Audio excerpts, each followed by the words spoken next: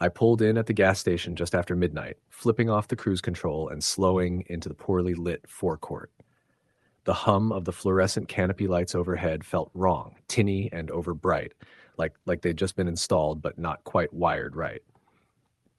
The pump stood silent, a row of machines with dirty plastic display screens flickering occasionally, numbering the spots like ghost marquees. I stepped out, the cool night air settling like a blanket over my shoulders, the road behind me empty, except for the distant hum of a truck somewhere down the highway. I had driven from the city to visit an old friend in a neighboring county, took the back roads to keep from the rush, and wound up here when I realized I was dangerously low on fuel. This station, a plain building with one door, a small convenience store inside, looked open, but the lights inside were dim. The clerk at the counter seemed half awake. I parked next to pump 3. I got my card out, finger hovering over the keypad, when movement caught my eye. At the far end of the lot, a figure stood, almost perfectly still. At first, I thought maybe it was a mannequin someone placed near the dumpster or the wall by the storage shed, but as I stared more, it looked real. A tall man, long coat, arms hanging slack at his sides. He stood a little back from the curb, the light from the canopy casting his shadow long across the asphalt. He didn't move, didn't shift his weight. It made me uneasy. I shook it off, night, tired driver, weird shape in the dark. But when I went to pump the gas, the man didn't move. Even when 2 cars pulled in, refueled, left. He stayed there. He didn't approach the store, didn't do anything but stand. I glanced at the convenience store windows, dark, cluttered with advertisements for lottery tickets and energy drinks, the door marked with open 24HRS, but the 24 you could barely see because it was faded. I edged inside, paying for a bottle of water and a snack. The clerk nodded without much expression. Behind him, the stock shelves were only half filled, the cold drink fridge behind glass door quiet. The place smelled musty, a combination of old coffee, motor oil fumes from the garage bay, and something like damp carpet. The radio behind the counter played quietly, a talk show I couldn't make out. When I stepped back outside, the man had moved. He was standing closer, only a few car lengths away now, watching the pumps. I saw the glint of his gaze when he looked toward me. My heart locked into a little thump, a sudden bolt of adrenaline. I picked up my bag, returned to the car, locked the door automatically with the click. The man turned away and walked past the pumps toward the dumpster area. I watched his silhouette, long coat flapping slightly in the weak wind, until he disappeared behind a row of trash bins. The night felt colder. I tried to tell myself it was nothing. Maybe a homeless man, loitering. Maybe someone waiting for a friend. But the feeling lingered, as you feel when someone watches you without your direct awareness, the kind of chill that crawls up your neck and backs off when you turn your head. As I pulled the fuel nozzle out, I felt the edge of that feeling sharpen. I looked to the right, where the building's back door light cast a faint glow across the lot. There were 2 cars left now, one white pickup truck facing out, an older one with rust starting at the wheel wells, the other a sedan. Both looked neglected. Neither occupant came out. The night pressed in. I finished fueling, clicked the handle shut, went back to the driver's seat, started the car. I thought to leave immediately, get on the road, away from this station. But as I pulled away from the pump, I saw the man again, standing on the far edge of the lot near the road. He didn't wave. He didn't ask anything. He just stared. I paused momentarily and then drove off. The engine revved up, tires scattering gravel, the road ahead dark. I looked in the rearview mirror and saw him still there. A lone figure amid the lights, arms at his sides, coat blown slightly. I exhaled and told myself I was imagining things. The highway rolled out ahead. I thought I'd get through that station episode and laugh at myself tomorrow. I turned on the radio, the crackle loud, and settled into the drive. An hour later, I slowed into another station, this one near a junction, brighter, more modern. I filled up again just as a thunderstorm seemed to be building. I glanced at the sky behind me, clouds pulled across the moon, light flashing occasionally off the horizon. I felt more at ease here. The clerk was younger, the store brightly lit. I got a sandwich and soda, walked back to my car and sat inside, drinking the soda as raindrops began to patter. Then the radio died. Just clicked off, though the engine hummed. I fiddled with the knobs, waited for static, nothing. I reached for my phone to check the time. The battery low. At that moment, I saw someone walk by outside the window of the car, a figure drenched from the rain, coat soaked, hood covering their face. They didn't stop, didn't raise a hand. They just walked by the storefront window. I glanced up. The person moved past the cars parked beside me, stopped, looked in at me, then walked off toward the road. I locked my doors. I watched them half turn, then disappear into the darkness by the edge of the lot. I noticed that the first station's figure had returned to my mind. Same expressionless pose, that same long coat. The storm had erased the visibility but kept the shapes. My heartbeat jumped. I finished the stop quickly, paid, pulled away. Rain sluiced the windshield, wipers squawked. I took the next exit, slowed for signs pointing to the turn I needed, and the road wound upward. The storm drummed on the car roof, thunder low. I saw nothing in the rearview mirror except the tunnel of night road, the faint glow of the station's lights behind fading. Then the car died. No sputter, no engine complaint, just silent. I eased into the shoulder, off the main lanes. The rain slammed down. I fumbled for the hazard lights, clicked them on. The dash lights faded to black. I tried the ignition again. The engine refused. I opened the door, leaned out, looked behind. Nothing but the rain-blurred outlines of trees and the headlights of no one. I locked the car and pulled out my phone. 4% battery, no signal bars. I stood beside the car in the rain, hood up. The wind rustled the trees overhead. I glanced toward the lights in the distance, those of the station I just left, shrinking behind me. I thought I could walk back, maybe call for help. But something in the air told me not to. It told me instead that I might already be in deeper than I realized. I sat back in the car and closed my eyes for a moment. When I opened them again, I saw headlights, a large truck pulling in behind me off the main road and stopping on the shoulder. It didn't come in fast. It simply rolled to a stop behind me. I checked the side mirror. Yes, large cab, orange lights on the roof, no trailer I could see. Maybe a road crew truck. I tried to wave but felt strangely numb. The driver got out and approached my window. I cracked the door open a bit. The man was tall, wore a high-vis jacket though the rain had soaked it through. "Car trouble?" he asked, voice gruff but not hostile. "You need a tow?" I nodded. He said he'd call for a towing service. I gave him the make and license number. He said it'd be 20 minutes. I locked the door, sat back, watched him walk to his truck. 10 minutes passed. 15. The rain intensified. I closed my eyes. At a muffled moment, I heard footsteps. Not his footsteps, though. I heard someone walking around my car. I opened my eyes. The truck was still there, lights on. But beside it, behind it actually, I saw the figure from the station. Long coat, hood up, standing just beyond the truck's lights. He looked toward me. He didn't move. He didn't do anything but stand, arms slack. His posture was unreadable. I blinked and looked again. He wasn't gone. My phone buzzed with "signal lost," and then nothing. The truck driver still nowhere near. I unlocked the door just to peek out, but thought better of it when the figure took a half step into the light. I slammed the door shut. The truck's lights flickered out. The sound of the engine shut off. Silence. Then the rain stopped. Abruptly. Everything was still. I looked at the windshield. No single drop fell. The trees around the shoulder looked motionless. The figure stood there. The high-vis jacket of the truck driver was now empty. The truck's cab open, door swinging. I couldn't see the driver. Something made me pull the door lock.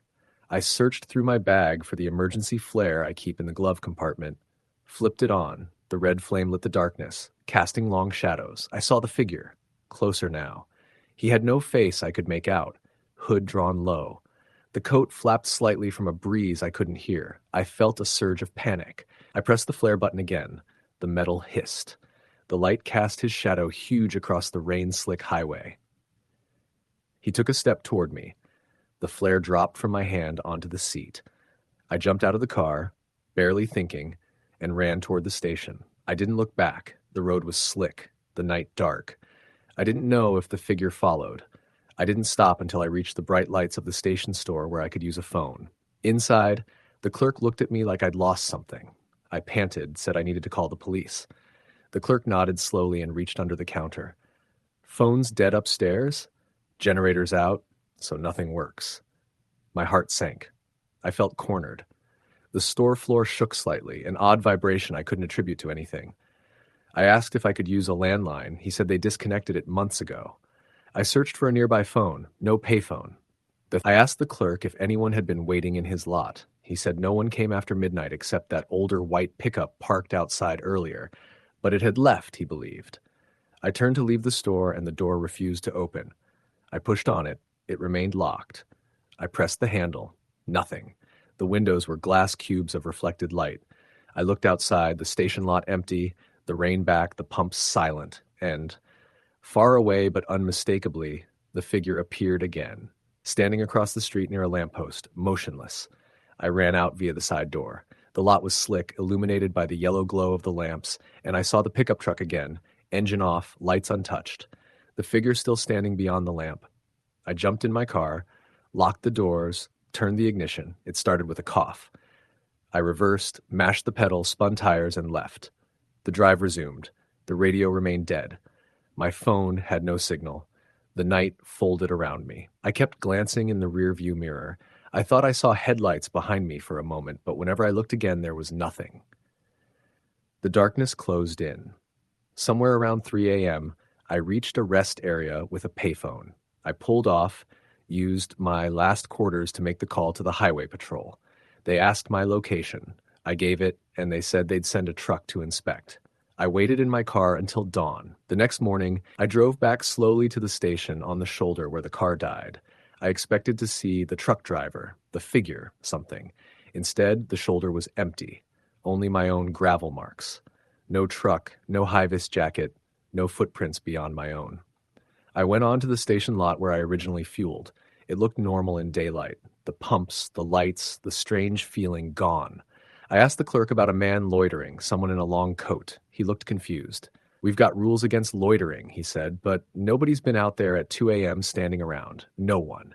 He said the only regular at night was a local shopper coming in for late-night packs, but none matching what I described. I left, still unsettled. On the long drive home, I replayed every moment. The flint in my chest when I saw the figure, the lost power, the truck driver's disappearance, the locked door. Months later, I tracked down the towing company listed on my receipt. I asked if they had a driver out that shoulder that night. They said no, we weren't dispatched for any breakdown around there. I asked local law enforcement. They had no reports of a high-vis truck pulled over, no missing driver, no suspicious figures near that station. And yet, every time I drive late at night past a station, I check for the man in the coat. I watch the shadows. I feel the air shift, because I know now that when you stop somewhere isolated at a gas station in the dead of night, you're not just refueling. You might be unlocking something that watches, that stands silent, that waits. Story the end. I pulled off the exit ramp from Route 56 just after midnight. The dashboard clock reading 12:13 a.m., and pulled in front of the little gas station perched in the dark where the lights glowed steady against the empty roadway. The sign above read Jackson's Gas and Mart. Its neon open, flickering soft in the cool night air. My high beams lit the pumps, 3 islands, each with twin nozzles, surrounded by the wilderness of southern Ohio's ridges and trees. I was on a long drive from Columbus to my cousin's place in West Virginia, and I needed a refill and a quick snack. The station felt strangely quiet when I walked in. The air inside the store smelled of stale coffee, cheap vinyl chairs, and the faint musk of old gasoline. A buzz hum of the refrigeration unit behind the snack shelves was the only sign of functioning machinery. The young attendant behind the counter, a skinny guy, maybe early 20s, with a ball cap pulled low, looked up when I came in, expression flat. He nodded, then returned to staring at his phone screen. "Just fill her up with regular, please," I said, setting my credit card on the counter. "And can I get a bottle of water and one of those beef jerky sticks?" He nodded without smiling, swiped my card, said, "Pump 5, and handed me the receipt. I nodded thanks, feeling the hairs on the back of my neck rise slightly. It just felt off here, like the world had gone silent. But I shook it off. I paid for the water and jerky, left the store, and got back into my car. As I lifted the pump nozzle, I glanced at the man across the lot in the passenger seat of a black SUV, parked under a dim lamp at the far end. He was older, maybe mid-40s, thick-set, wearing a dark jacket zipped to the chin and a baseball cap that cast shadow over his face. He sat absolutely still, windows rolled up, engine silent. I looked away quickly, feeling uneasy. I didn't recognize the plate. Ohio, sure, but something about him made me pause. He stayed in the car after every other vehicle here had come and gone. I tried to focus on pumping gas, but I noticed the reflection of his headlights in my mirror. They never turned off even when the car's engine was idle. After I finished, I put the nozzle back, closed the gas lid, locked the doors, and made my way back inside to buy coffee. I passed the SUV again. The driver didn't move. He seemed to be watching me. Inside, I picked up a cup and filled it. The attendant barely glanced up. I paid, took the cup, and stood by the door for a moment. I told myself I was being paranoid. Everyone's just tired at midnight. But when I looked over, the SUV had its lights on now, and the engine had started. The man glanced up, locked eyes with me through the passenger side window for a moment. My heart hammered. I walked outside with my coffee in hand. As I reached the car, the man in the SUV pulled into the pump next to me without turning on the overhead canopy light. I froze, gripping the coffee. He turned off his lights, cut the engine, and sat back again. For a split second, I considered going back inside, but I told myself the pump area had the most light, and him sitting here meant nothing. I started my car, put it into gear, and backed out slowly, giving him space. At the last second, I glanced right. He was watching me, still sitting in his car, dark windows, face hidden. When I pulled out into the night, the gas station sign flickered. I checked my rearview mirror. No SUV. I exhaled, shaken, and drove off down Route 56. The forest walls closed around me as the road snaked into near-total darkness. I told myself I was done with this story, but the ride ahead was long and I didn't feel safe. About 40 miles later, I stopped again, not because I wanted to, but because my headlights caught a pair of taillights dead ahead, parked half off the road behind a tree line. I pulled up, curious and uneasy. The car was untouched, no doors open, but lamps illuminated inside the cabin. A woman sat in the driver's seat, sobbing quietly, her head tilted to one side, hand pressed to her cheek. Her phone screen lit up her pale face, and I saw she looked about my age, maybe late 20s. Her car was a red sedan, hazard lights blinking. I stopped about 20 feet behind her, put my hazards on, stayed in the car with engine idling. After a minute, I got out and asked, "You okay? Need some help?" She looked up quickly, startled, tears in her eyes. I don't know, she said, voice cracking. I just pulled over. The car started making this awful grinding noise and then died.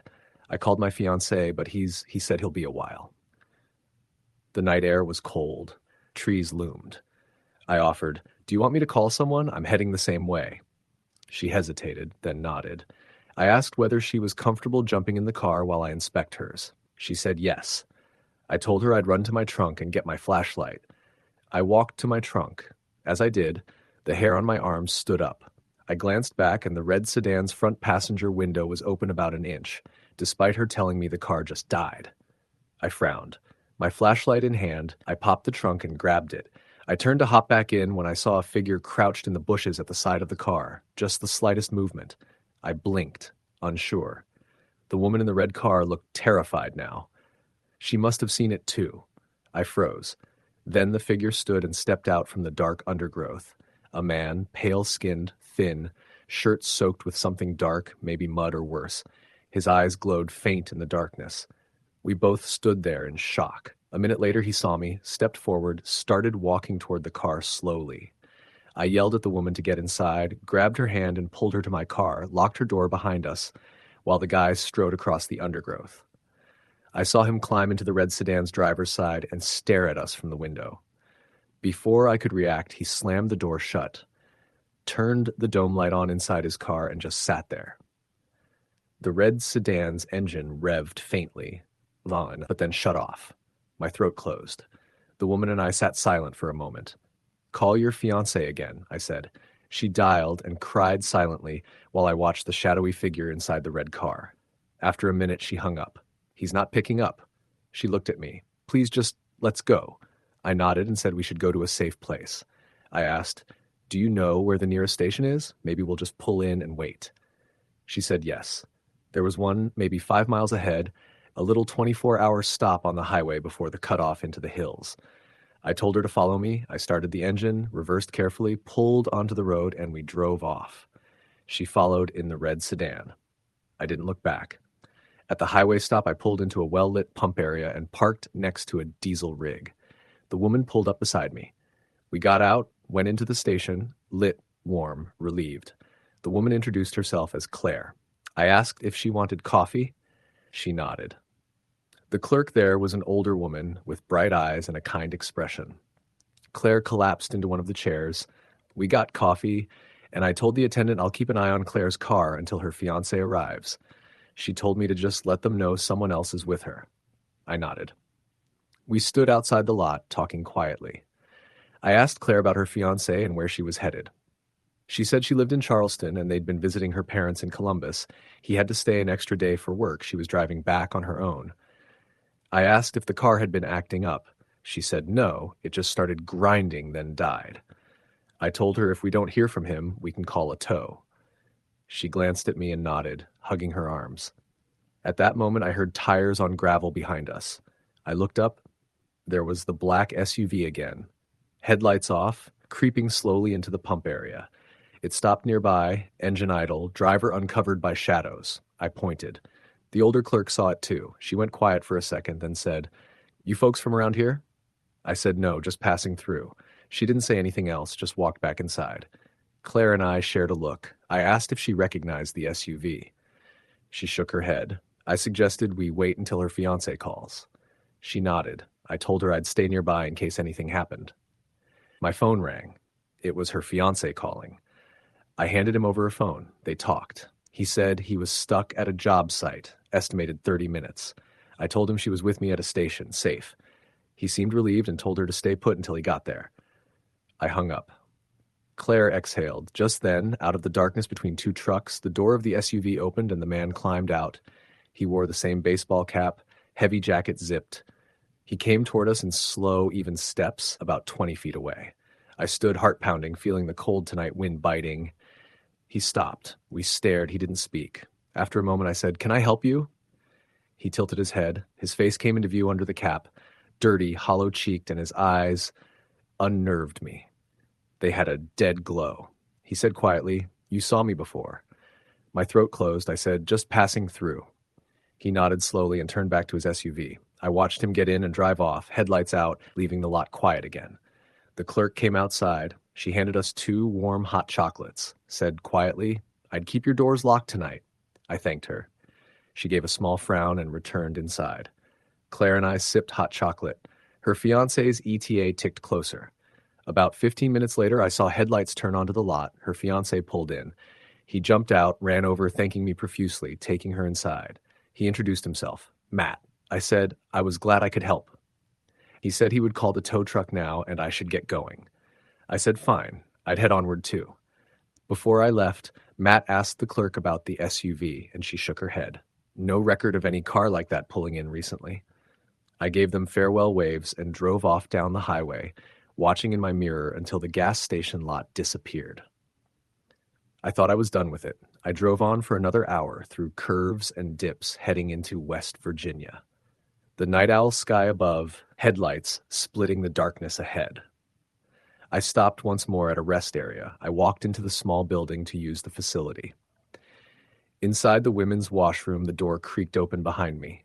I turned expecting a maintenance worker, but saw no one, only a cracked mirror, flickering light above, and the distant hum of ventilation. I got out quickly and returned to my car. Later, around 3 a.m., I reached a clearing in the wooded road, saw the sign, "Welcome to Marshall County," and knew I was close. My phone buzzed, an alert that I was low on gas again. I cursed. I'd miscalculated. The next ramp would have a station, I hoped. I took the exit and saw lights ahead. A single station again, this time a Shell look-alike, half-lit, isolated. I pulled in. The pumps were old, digital readout screens cracked. I noticed only one other car there, a silver hatchback with someone standing at the far pump back to me. I parked, keyed the pump, and turned to look at the store's front windows. They were dark. I could only make out the silhouette of an older man, maybe the attendant, behind the counter, unmoving, staring outward. I pumped my gas and watched the silver hatchback guy finish and drive off. The attendant didn't move. I returned the nozzle and walked in for the checkout. The door slid open with a squeak. The store's interior lights were dim, shelves were half empty. The attendant stood behind the counter, and his face leathery, pale, eyes shadowed. When he spoke, his voice was quiet, rasping. "Want something to drink?" I asked for water and paid. He handed me the bottle without looking up. I looked at the receipt. There was no station address printed, just the date, time, and amount. I left. Back at the car, as I capped the bottle, I realized the silver hatchback was reparked behind me, engine off, but lights on, windows tinted. I shambled inside, unsure whether to call Mallman. I jumped into my car, locked the doors, and turned the key. I heard the hatchback engine rev and stop just outside. I slowly pulled away. Half a mile down the road, I glanced in the rearview mirror. The hatchback was right behind me, keeping distance, but turning with me onto smaller side roads. My pulse spiked. The road narrowed, trees leaned in, darkness absolute except for my headlights. The hatchback's lights glimmered in my mirror, following. I told myself maybe it's coincidence, but that doubt died fast. I pulled into a driveway of a closed roadside church, no cars around. I shut off the engine and sat, breathing heavy. I watched the hatchback drive by slowly, then turn in, then passing me and heading on. I exhaled. After a minute, I started again and drove straight through to mine cousin's place. I reached just as dawn lightened the sky. I told myself it was over. But later I found something. I checked my dash cam, one I was testing. It showed the gas station stops. At the first station, the black SUV parked willingly. Then, after I left, that SUV pulled up behind me at the second stop I helped Claire at. I froze. On the footage, the man in the SUV got out, walked over to where I was talking to Matt and Claire, lingered hidden in the shadows, then got back into his car and faded off. At the third station, the silver hatchback that followed me, turns out the plate matched the one I saw earlier at the first station. That night had been a trap. Now when I drive interstate late at night, I avoid isolated stations. I keep a flashlight, I keep doors locked, and I trust instincts. Because for every just odd guy sitting quietly, there might be someone watching, someone waiting. Thousands of miles of highway and stories like these. I may have just been lucky. Story the end. I pulled off the highway just as the sun slid beneath the horizon. The dashboard clock read 8:17 p.m., and I'd been driving since dawn. My eyes were heavy, and the truck's hum seemed to lull me into a half-sleep on wheels. The sign overhead of the gas station read Morris & Sons, its yellow bulbs flickering like tired eyes. I needed diesel, coffee, something to jolt me awake before I tried to make it the last 100 miles home. I parked next to Pump 4, the farthest one from the convenience store entrance. Maybe the convenience store clerk would have fresh coffee, hot and black. I pumped the diesel and then walked toward the door. The glass was dirty, the frames rusty, a few broken bulbs dangled like dead teeth. Inside, the fluorescent lights buzzed unevenly. The store was far larger than I'd expected for such a remote junction, but it felt half deserted. One aisle had shelves that looked like they hadn't been restocked in weeks. Snacks, soda, a freezer, with nothing but slushy half-frozen ice cream bars.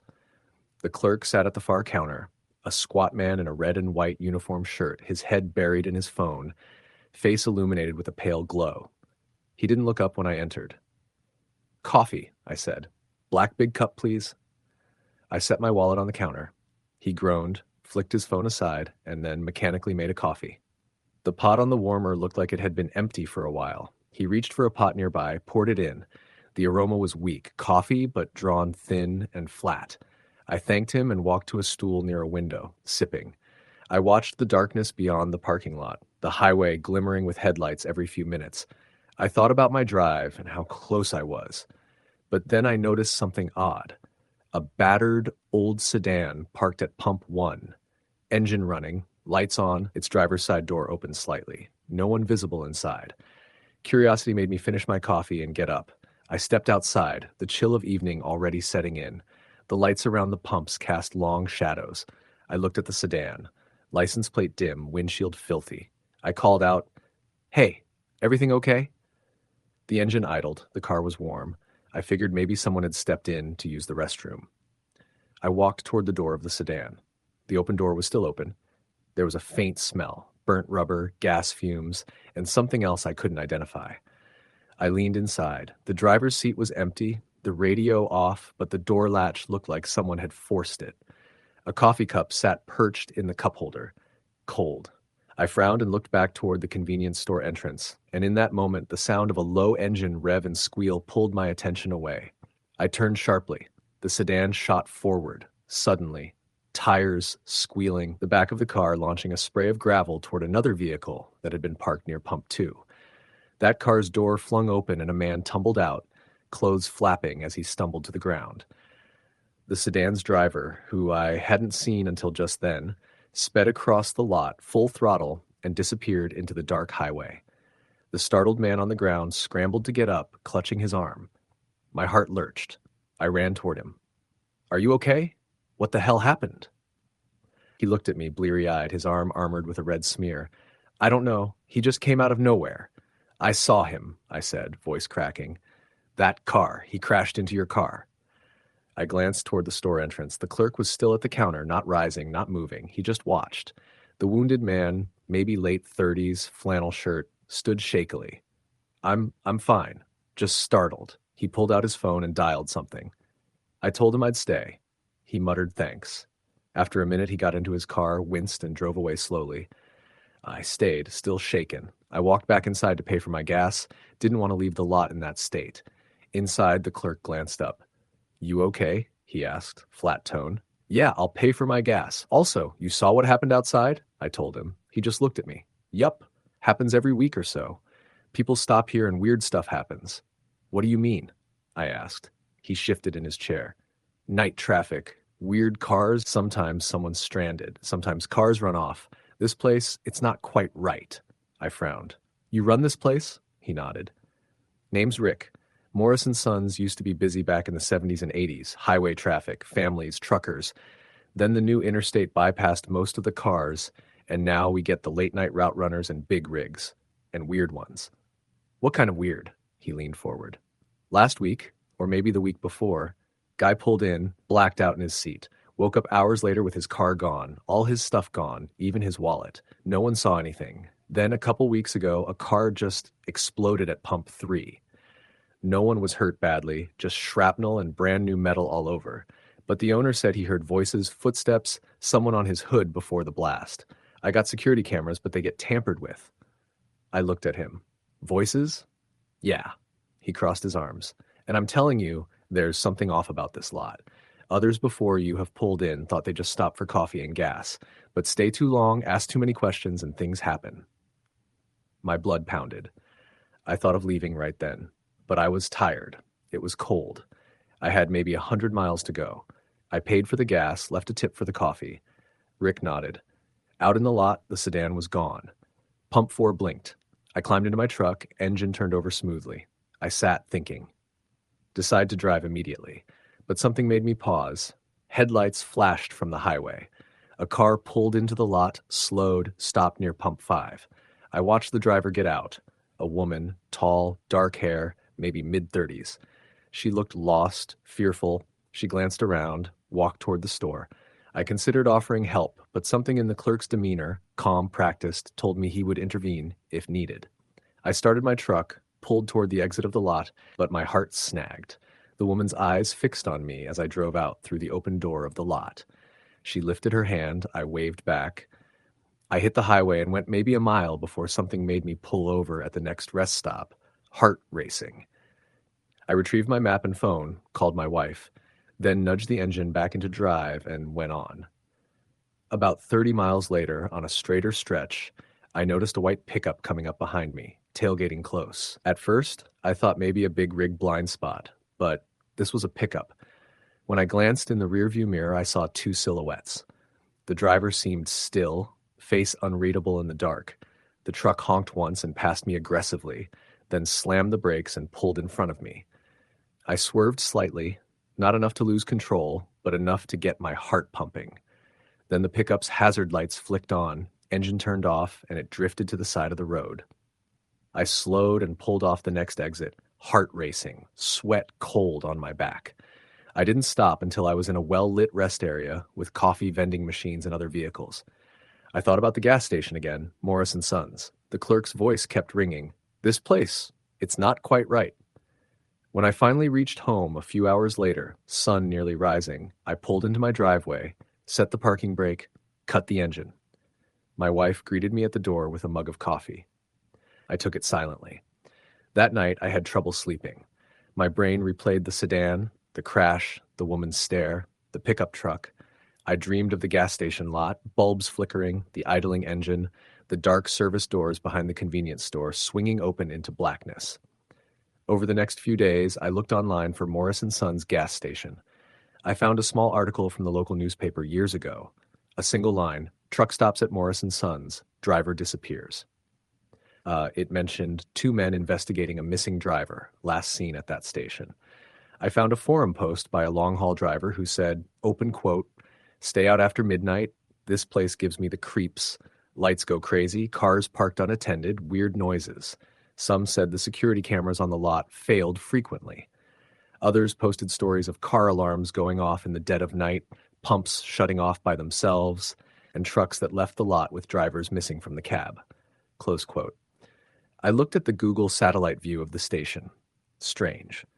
There's a service door behind the convenience store, opening onto a dark patch of land that seems forgotten. Trees, tall grass, shadows, could be just overgrown, but in my mind it looked like an entrance to something abandoned.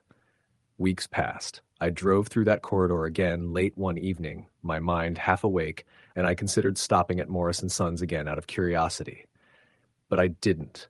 I drove past, eyes on the road, ticking minute after minute until I was clear of the highway. Even now, months later, when I wake around 3 a.m. on the road, I recall that parking lot, the humming pumps, the flickering lights, the clerk who knew but didn't move, the woman, the pickup truck, the shaved headlights. I can't explain what exactly happened. Was it a prank, a weird intersection of restless souls, or something darker? But it felt like something pressed beneath the surface, a quiet, lingering presence that turns an ordinary gas stop into a trap.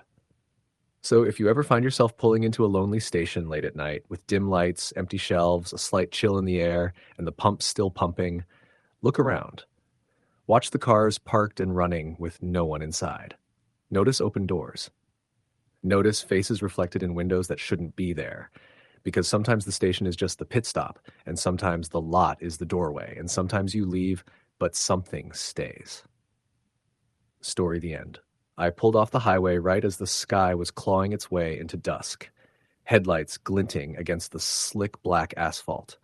The small service station, a handful of pumps and a modest convenience shop, sat like a lone sentinel half lit by a fading orange glow. The sign read Marshall's Quick Stop and Fuel, and the old metal letters flickered with a waning neon hum. I eased the rental sedan into a pump, the hose rumbling in its cradle as though it knew something was off. Inside the convenience store, the air smelled of motor oil and stale coffee grounds. I grabbed a coffee, black, and walked down the aisle, scanning for snacks. The fluorescent lights above buzzed in a way that felt too loud. The cashier, a thin woman with dark circles under her eyes, stared at me without greeting. I nodded. She didn't move.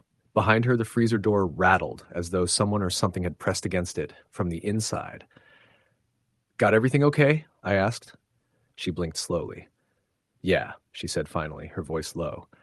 "Just unusual night." I shrugged and paid. The receipt printout jerked into my hand. Long faded lines. I tucked it in the glove compartment and stepped back outside into the hum of flickering pump lights. As I started to pull away, I noticed a car at the next pump. A dark-colored sedan, windows tinted, motor running. The driver's door open, no one inside. The air felt colder suddenly. I paused, cupping the coffee for warmth, and watched. The car idled, then the door slammed shut. The engine revved. The vehicle spun around and vanished into the darkness, tires skittering on gravel, no headlights in the distance. Just gone. I exhaled. Probably someone messing around. I dismissed it. But then, out of the corner of my eye, I saw movement by the edge of the station's lot. Just beyond the corral of pumps, a figure standing under a bare light. Shaggy hair, hunched shoulders, holding something. I couldn't tell what. My heartbeat nudged upward. I hopped in the car, locked the doors, and watched the figure stare at me. Then it turned and walked toward the back of the shop. I waited until it lit up a cigarette in silhouette, the glow the only visible mark of their presence. Shaking off the chills, I reversed the car slowly away from the pump area and rolled out onto the highway. The station's neon sign blinked intermittently, and the building seemed to sag a little under its own flicker. The miles began to tick by, but the feeling of being watched didn't leave. I glanced in the rearview mirror. For a long stretch, nothing. Then, faintly, one beam of headlights appeared far behind. It stayed. Constant, distant, just one car keeping its throttle steady. I changed lanes. The headlights changed lanes. I exited at the next off-ramp, drove a few miles, pulled into the next gas station to check. The monitor on the dashboard told me I wasn't being followed. The highway looked empty. I shrugged and headed on, but the image of that station haunted the trip. Later that night, I pulled into a motel room, tossed the keychain on the bed, showered, and lay down. Sleep came fitfully. There was a dream.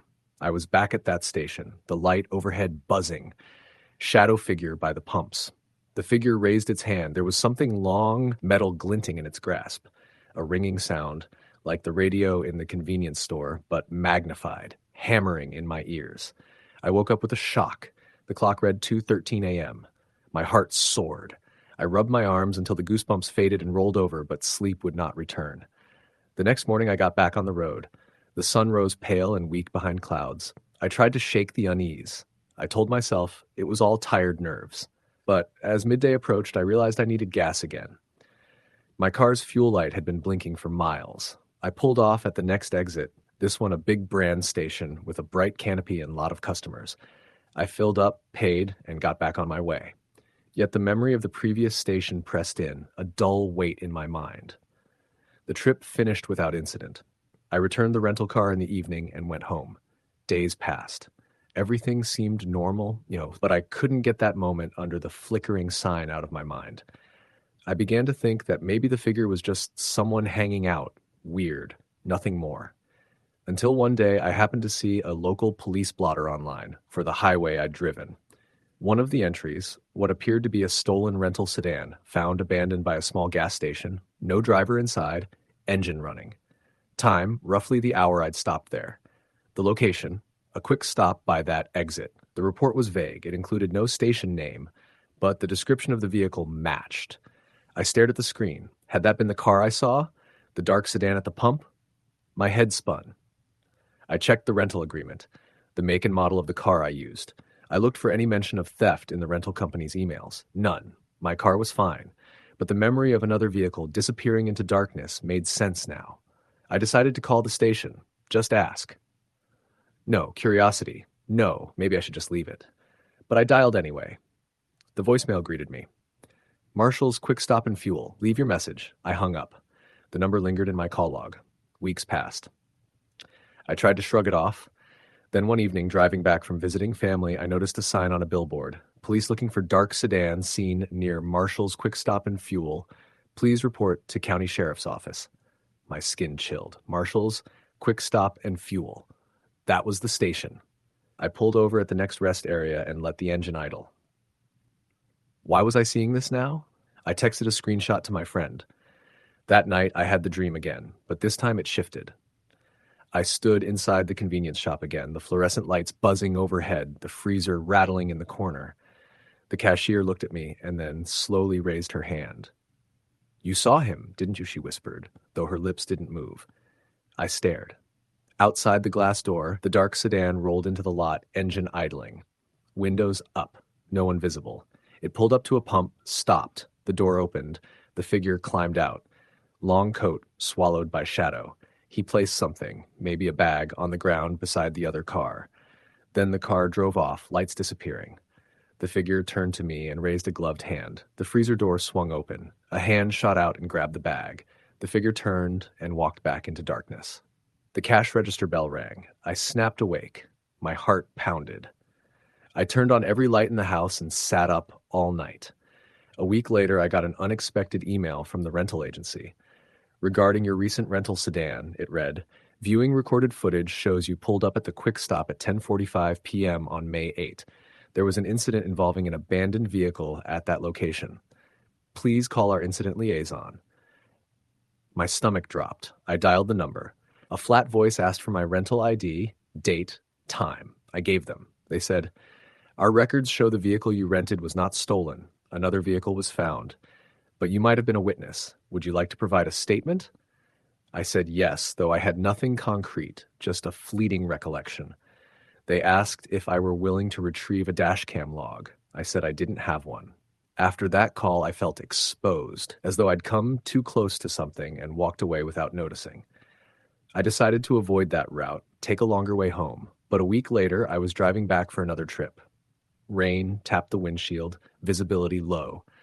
I recognized an exit and saw far ahead the sign for the station, Marshall's Quick Stop and Fuel. The canopy lights gleamed through the rain sheets. My hands tightened on the wheel. I slowed, but instead of exiting, I passed by on the ramp. The station sat unlit now, only the red glow of the neon sign sputtering. I glanced at a digital clock on the pump island, 11:02 p.m. I continued driving. My mind raced. What had I actually seen? Who was that figure? What bag was left? The abandoned car?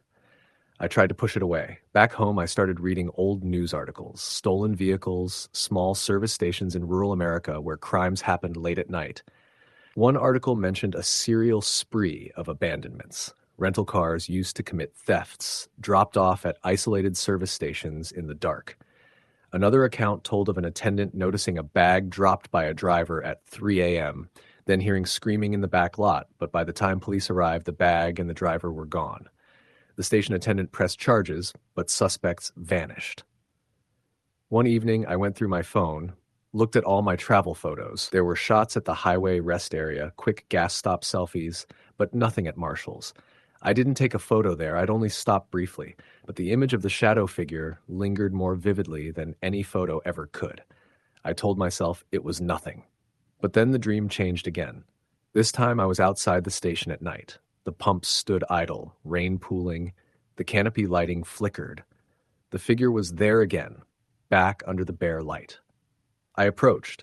The figure didn't speak. He held out the bag. I hesitated. He said one word, "Here." I took the bag. Inside were two things, a driver's license and a set of keys. The license photo matched the dark sedan I'd seen, and on the key ring, a rental agency tag. I shouted, "Who are you?" But he was already gone.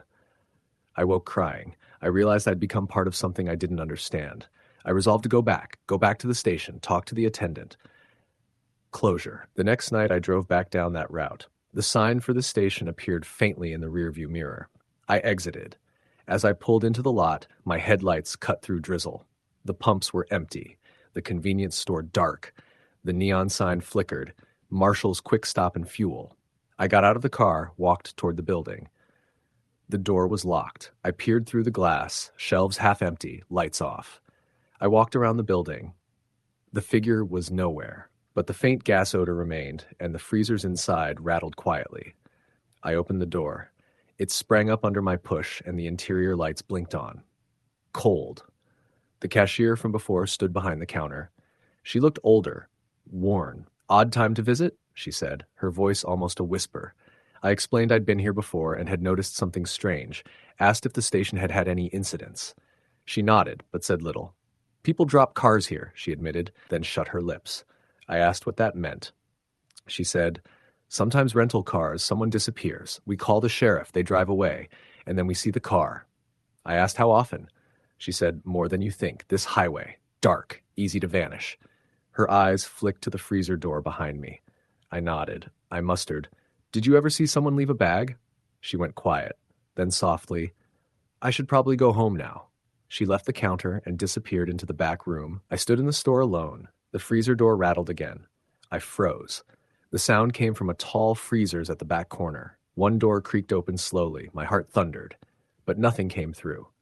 I approached. Inside, cold air, some broken product packages. On the floor, a black canvas bag. My breath hitched. I looked at it, then at the door. No one visible. I picked it up. The bag was heavy. I unzipped it gently. Inside, various items, some cash, a set of car keys, and a photo of a man standing next to a car like the one I'd seen. The date scribbled on the back, May 8th. Time, 10:46 p.m. My pulse surged. This was the exact night I'd been there. I took the bag and left the store. Outside, rain had started in earnest. I got in my car, locked the doors, and sat there for a long time. The station lights flickered. I watched the door to the store. No one emerged. No car pulled in or out. The pumps idle. The world muted. I finally put the bag on the seat beside me, started the engine, and drove away. Once home, I called the sheriff's office in that county and left a message describing what I found. They called back a day later, asked if I could bring the bag and its contents to a safe place. I offered to mail it. They said it was fine. I sent the bag and everything. Weeks later, they contacted me. Yes, that bag was part of an active investigation. The man in the photo was missing. The keys matched a rental car that had been abandoned. My name was in the report as potential witness. I slept with the lights on for days. Every time I closed my eyes, I was back at the station. The flickering canopy, the pumps silent, the figure in the coat under the light, dropping the bag, walking away. I kept replaying what I had done. I had left. I had driven away. I didn't reach out to the figure. I didn't lock the door. I just left. Months passed. The investigation dragged. I moved on with my life. But the recollection didn't fade. One afternoon, mundane tasks done, I sat at my desk and pulled up a map of that highway. I traced the exit. I traced the station. I thought about the countless cars that stopped there at night, the vacant hours. Then I began to recognize something, a pattern in the news. Another station 50 miles down the road, remote, little traffic, another abandoned rental, a hitchhiker gone, a driver vanished, a bag left. I looked for quick stop and rental car abandonment and found old stories. Some villages whispered about it, the remote service station at 3 a.m., a car parked, engine running, a man disappears, someone else shows up, takes the bag, leaves, the station attendant sees nothing. It became a quiet terror for me, that some system was in motion, and I had been a piece of it. Not the driver who vanished, but the unsuspecting customer who filled up, paid for coffee, left, who saw something. Now couldn't unsee it. There were nights when I dreamt the station again, but now I wasn't a customer, I was the attendant. The door swung open. The figure strutted in with the bag. I watched. I had to decide, do I call the police? Do I intervene? Each time I waited, each time the figure disappeared into the back lot. I woke with the feeling I should have acted. Then one night, a phone call. My number flagged as out of state. The voice was disguised low. You saw it. I froze. The voice said, you know too much. Click. The line disconnected. No second ring. I sat silent for a long time, my back pressed into the chair. I pressed the call log. No name. Blocked number. I considered going back to the station to talk face to face again, but fear glared. What if the station's quiet attendance wasn't safe? What if the figure was still lurking? What if, by returning, I invited risk? Instead, I changed travel routes. I avoided remote stations. I filled up at major brand stops with cameras and many cars. I kept my rental agreements, inspected cars thoroughly. I didn't want to be part of the pattern. Finally, months later, I learned the investigation yielded results. The missing man's car was recovered. The bag, the keys, etc., all tied into a ring of stolen rental vehicles used for cargo theft across multiple states. The station at Marshall's Quick Stop and Fuel was identified as a drop location. I read the public summary. Persons unknown dropped the rental vehicle, then dropped off a bag of stolen goods, then left the scene. The station attendant was never directly implicated, just a witness. I exhaled. Relief. But deeper than that, a tremor of guilt. I could have helped more. I had seen, I had shivered, I had pulled away, I had ignored. Tonight, I sometimes drive down the highway late. I see service station signs flicker in the dark. I remember that night. I remember the hum of the pumps, the black sedan idling, the figure under the light. I remember the bag. I remember how I drove away. And I wonder, if I hadn't left, could I have changed something? Could I have called someone? Could I have prevented the car from disappearing? I don't know. What I know is this: in the dark hours at a lonely highway stop, anything can happen. The hum of the neon, the idle engine, the figure slipping in the shadows, these are not figments. They are footprints, and they follow you long after you've left the pump behind. Story the end. I drove past the neon glow of Jack's Gas and Go on Highway 12 late one night, weary from the long haul, and seeking nothing more than fuel and a quick coffee. The hum of the overhead lights, the curved lines of the pumps, everything seemed ordinary. I pulled into the first available spot, idling under the flickering canopy, the cold November wind gusting around the edges of the concrete forecourt. The signage read, Jack's Gas and Go, open 24/7. The doors were glass, the fluorescent lights inside sputtering just enough to make the place visible. The small convenience store smelled of hot coffee and motor oil, and I figured I could stretch my legs before pressing on. Inside the store, the clerk was a young woman, maybe in her early 20s, her name tag reading Megan. She had pale skin and dark circles under her eyes like she'd been working several night shifts in a row. She offered a weak smile as I approached the counter. I asked for a large coffee and a pack of gum. She rang me up. No small talk. The quietness of the place felt odd. There were a few snacks on the shelves, a cooler with soda and water, and a tiny bathroom sign in the back. I paid, took the coffee, and walked around the store, glancing outside through the glass as I sipped. Nothing unusual yet. When I returned to my truck, the engine still idling, I noticed a black sedan parked at the pump next to mine. The driver was outside, leaning up against the car, looking down at his phone. At first, I didn't pay much attention. Then I saw that the headlights were off, even though the car was right under the canopy with the pump still inserted in the tank. That was strange. Why would someone be idling with the pump in but not fueling, and with the lights off in a dark stretch of highway at night? I finished my coffee, closed the door, and started pumping fuel. The handle squeezed a little, the diesel flowing into the tank. As I was halfway through, I heard the bell over the door jingling. It always annoys me more than it should, and I turned around. Megan had stepped outside the store and was locking the glass door behind her. That struck me as odd. It was only around midnight. The place was advertised as open 24/7. I frowned, shoved the fuel nozzle back into its holder, and walked toward the door. "Everything okay?" I asked, raising my voice a little. She looked at me, startled. "Yeah, just had a weird call upstairs. Maintenance guy came to check the lights. I'm closing for a bit while he fixes it." "Closing down for maintenance?" I said, looking at the regularly lit canopy above. "But you're still selling fuel." Her stare shifted to the black sedan parked next to me. "Yeah, keep pumping. Just maybe avoid that car for a second." She hurried inside, the glass door still locked behind her. I watched from behind the glass. The black sedan's driver didn't move. Headlights still off. The pump wasn't flowing any fuel now. There was no clicking of the meter.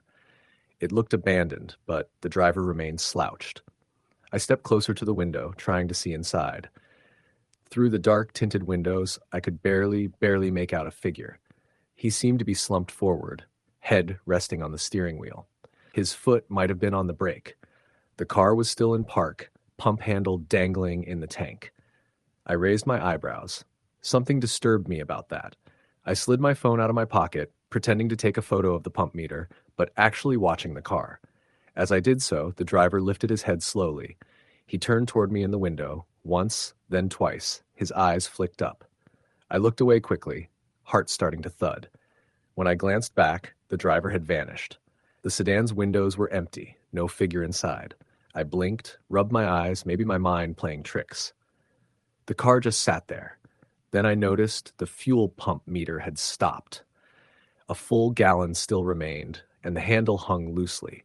I locked the nozzle back into the holder, pulled the fuel cap back on, sat in the driver's seat. I started the engine and decided I'd slip into the store again, ask if Megan could call the police or someone, just to check things over. But when I reached for the door handle, I caught movement out of the corner of my eye. The black sedan had rolled forward slightly, the front bumper almost touching the concrete island. Its hazard lights came on. The driver's side door opened, and there was no driver stepping out, only a tall black figure standing in the shadows behind the car, as if the sedan were simply a shell. My breath caught. I climbed out of the truck and backed away slowly. The figure was facing the store, not me, as if its attention were on Megan. I shouted toward the store, "Hey, store's open?" No response. The door remained locked. The glass lights inside flickered. The tall figure turned toward me. In the half-light, I saw it was wearing an old leather jacket, its face pale and elongated, eyes black. Black so dark I could not make out eyebrows, whites, nothing, just a dark cavity where its features should be. It took a step toward me. I gulped. My legs felt heavy. I turned and slid into the passenger seat of my truck and shut the door. I pressed the door lock, with the engine still running, looked in my mirrors. The sedan's driver's side door remained open, and the figure leaned to the car for a long moment, then straightened and came toward me, silent. The figure's movement was too fluid, unnatural. I pressed down on the gas and pulled away.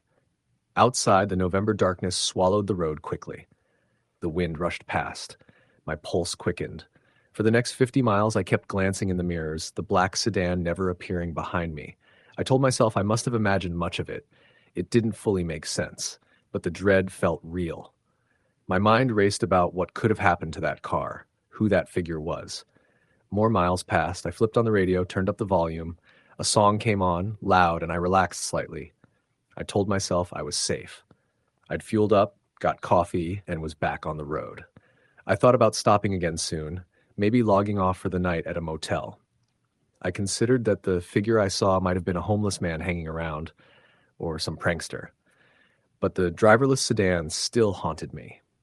2 hours later, I pulled into a rest stop and went inside to use the restroom. On the wall near the sinks was a small bulletin board with a few flyers. Call Cabot's Towing if you need help, and report suspicious activity. I snapped a photo of the board so I'd remember the name, then stepped out of the bathroom. In the hallway leading back to the main lobby, I saw a man standing near the exit doors. He wore a dark hoodie, his hood up, and he stood perfectly still, leaning against the wall, staring at the floor. I recognized him instantly. The pale, elongated face, the black jacket, the black eyes. He completely ignored me. I stopped dead. For a second, he turned his head so that the hood shifted slightly, and his gaze locked on mine through the dim lights. I felt frozen. Then he stepped into the lobby and disappeared out the back entrance before I could follow. My breathing sped. I took a few steps into the lobby and looked out through the sliding glass doors. The parking lot was dimly lit, nearly empty, except for one car near the exit ramp. I decided not to linger. I walked out quickly, got into my truck, locked the doors, and drove away. For the rest of the night, I felt as though he was in my mirrors. I pulled off at the next exit and stopped at another gas station. This one was small, rural, closed for the night. I filled up quickly, looked around, got inside, and left. Over the next days, I found out bits of local lore. I pulled up a forum for highway drivers along that stretch of Highway 12. Someone posted about a black sedan that had no license plates found abandoned under a canopy at Jack's Gas and Go 3 years prior. The driver walked away, never to be seen again. The car was towed, plates none, owner none, no payment of fees. They said at the same station, occasionally a tall figure wearing a leather jacket is seen outside at night, leaving no footprints. One driver claimed he brushed his hand against the figure's shoulder when he reached for the pump and felt the leather sleeve, cold. But when he looked, the figure had vanished into the darkness. I tried to contact Jack's Gas and Go manager. The phone number listed online was disconnected. I drove by the station again a week later during daylight. The forecourt looked normal, canopy lights on, same black sedan spot. I parked for a moment, walked inside the store. The clerk was the same young woman, Megan, glimpsed from the office through the glass. The place looked fine. I asked politely if they ever had any strange calls at night. She glanced at me and then looked away. "It's nothing," she said softly. "We don't like to talk about it." Her voice had urgency. I posed a follow-up. "What about the old black sedan? Have you ever seen it here?" She paused and then said firmly, "Don't ask." I left, uneasy. I chalked it up to local stories, nervous staff, shadows playing tricks. Yet the image of that pale face under the canopy at midnight stayed with me. Fast forward 6 months. I was coming through the same region again. Solo trip, fatigued. I stopped at Jack's Gas and Go for a quick break. The place was just as before. Neon signs, pumps active, wind gusting. But this time, as I pulled in, I noticed the black sedan parked adjacent to me under the canopy, exactly where I'd seen it originally.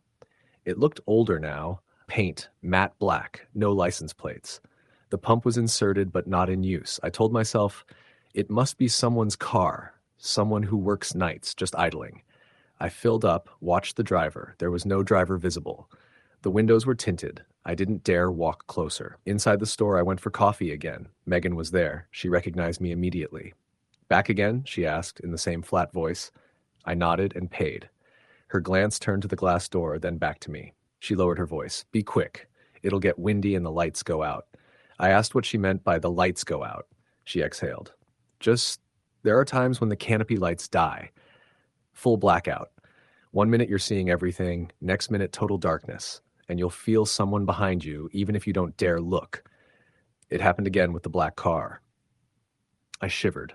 Last week, a truck driver came in screaming because he saw someone standing by the sedan with its door open. But when he yelled, "Hey," the figure slammed the door and drove off.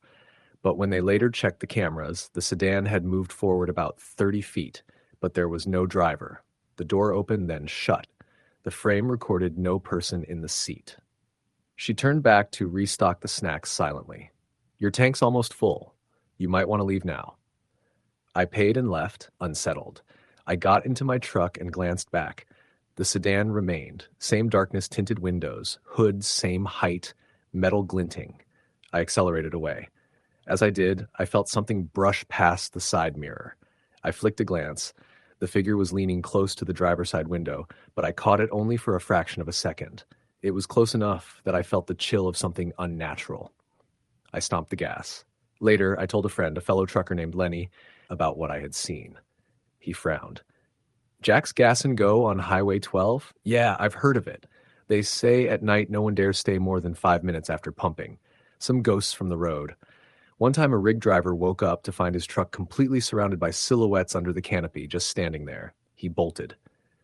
He paused, then added, "I don't go there north of midnight." I laughed it off, but I remembered my own chills. The black sedan, the figure, the flickering lights. Then one weekend I was home in my driveway scrolling through Facebook. A Friends of Friends post popped up.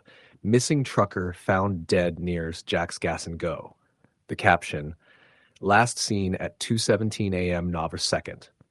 A photo of the location at night. I clicked. The article, a local driver had stopped at the station around 2:10 a.m. for fuel. He pumped and walked inside. When he returned, the black sedan was at the pump next to his truck. He glanced at it, then went over to check his truck mirrors. He saw the figure leaning into his passenger side window from behind the sedan. He ran. The next day, his pickup was found abandoned, still idling, driver gone. They found tracks leading into the woods, but then nothing. His body was found days later along a shallow ravine, his face contorted in terror, no clear cause of death. I stared at the photo of the station location, at the black sedan. I realized I'd been there early November. I'd seen the figure. I'd almost been that guy, and I did not run. On my next shift, I purposely avoided that station. I altered my route to stop at other places. But the road runs long, and I'm human. Fatigue catches up. One night I found myself so drained I had no choice. I pulled into Jack's again. I thought, maybe this time nothing happens. I parked. The sedan was there, same spot. Night had fallen. I pumped fuel. The canopy lights hummed. I glanced at the station store, and Megan was visible through the glass. I walked inside. She looked nervously at the door. "Are the lights okay?" I asked. She nodded but whispered, "When it goes out, you'll hear the wind and feel someone right behind you. Just keep moving." I bought another coffee, avoided making eye contact. When I exited the store, I saw the black sedan's driver's side door open again. Just a crack, but no one there. I froze. The wind picked up. The canopy lights flickered, then turned off completely, plunging the forecourt into darkness. My headlights and the lamps on the store cast some light, but the space under the canopy became a void. I glanced back toward the sedan, the open door, nothing. I decided to get in my truck and leave immediately.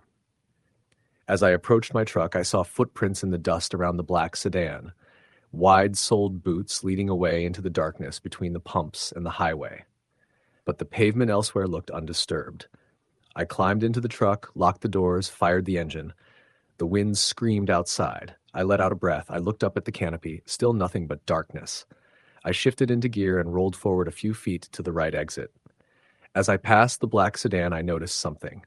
In the back window, written in condensation from the cold night air, 2 letters, "Go." My stomach turned.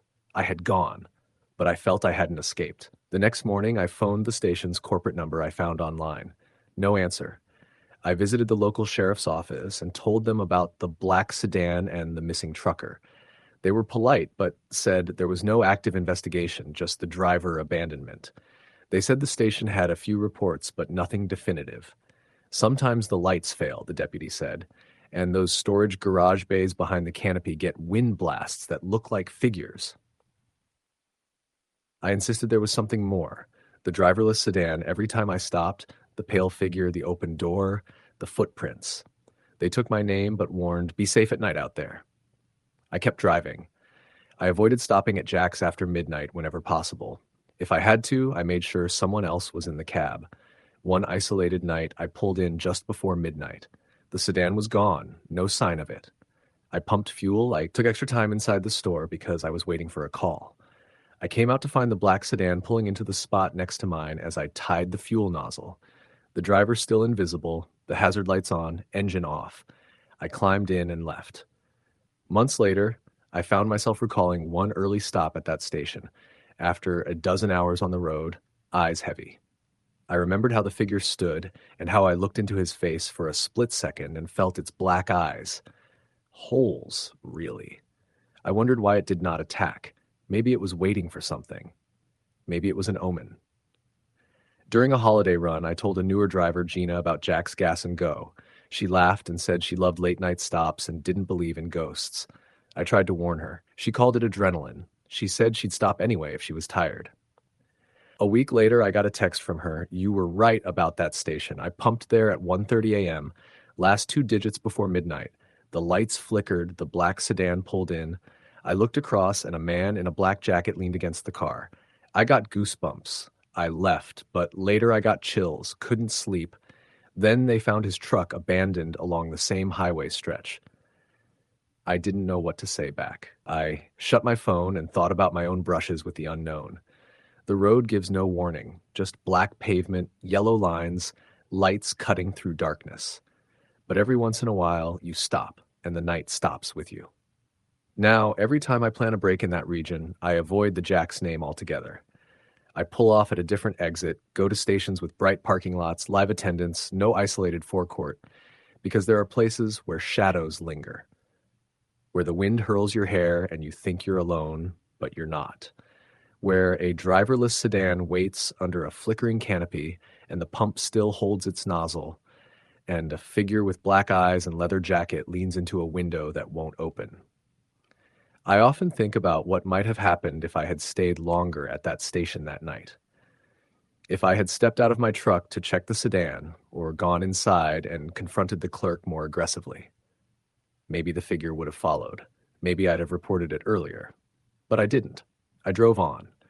I read rumors. That black sedan originally belonged to a driver who vanished during a storm years before. That the station sits near a long closed exit ramp that leads to an old motel where something died. That the figure is some kind of hitchhiker ghost drawn to late-night travelers, offering a ride that never comes. I don't know the truth. All I know is this. Every midnight stop has a risk. When the pumps hum, the lights flicker, the wind bites, and you look up to see a black sedan that shouldn't be there, parked, silent. And when you walk away, you don't glance back, because the thing in the shadows may glance back at you. And when you finally leave, you'll feel a cold breath on your neck in the mirror, a whisper of someone standing right behind you. So if you ever find yourself on Highway 12, pulling into a station called Jack's Gas and Go, late at night, watch that black sedan. Stay alert, keep the doors locked, and don't linger, because the road doesn't always want to let you go. Story the end. The sun bore down like an angry spotlight as I rolled into the border town gas station just outside of Alpine Ridge, Arizona. I had been driving all day, stretched out across 2 states, chasing a job opportunity I wasn't sure about yet. The ancient sign of the station flickered, neon tubes sputtering in the desert heat. Red Hill Service and Fuel. I pulled in, dust trailing behind my car, the engine ticking. The lot was nearly empty, just me and 2 older pickup trucks parked near the fuel pumps. The building looked old, unpainted wood siding dulled by years of heat and wind. No air conditioning units jutted from windows. The door made a high squeak when I pushed it. Inside, the lighting was dim but functional.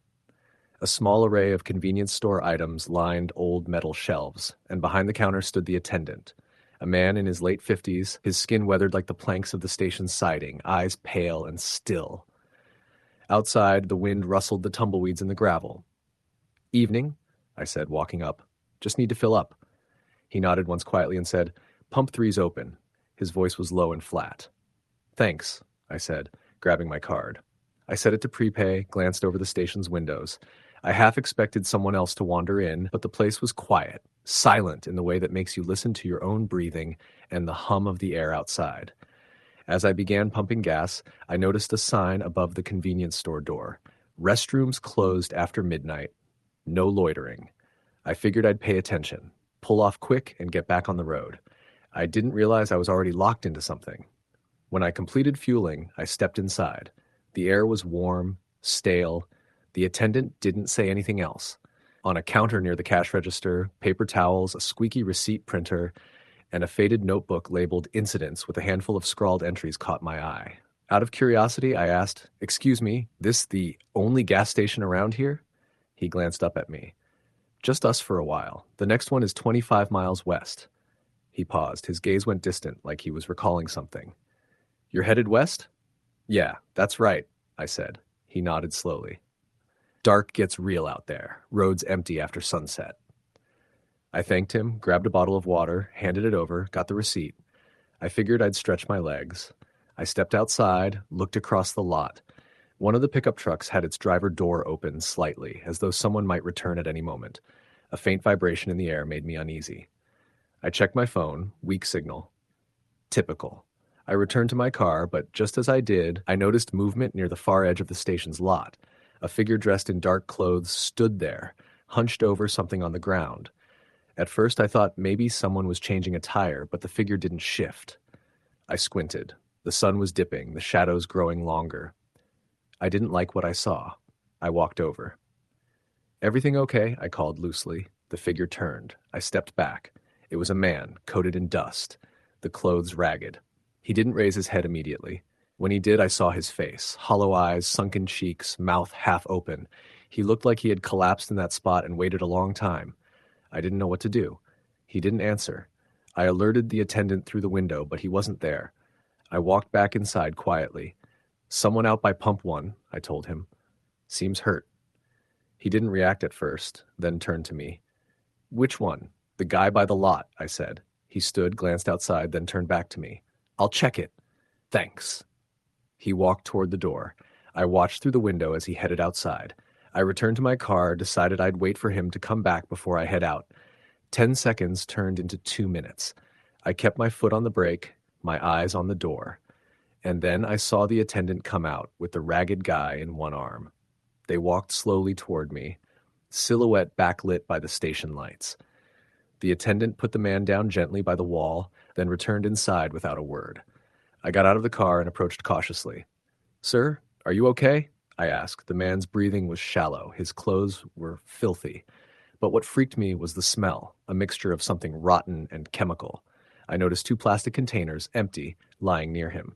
One had a reddish stain. He opened his mouth, tried to speak, but only a rasp came out. "I hit something," he gasped finally. "Rolling down the canyon road, lost control." He pointed west. "My car in the ravine." Inside, I felt the hair stand up on the back of my neck. "Oh man, how long ago?" "Several hours," he whispered. I glanced at my watch. The sun had nearly set. "Would you like me to call an ambulance?" He tried to rise, wobbled, then closed his eyes. "No, I'll be fine."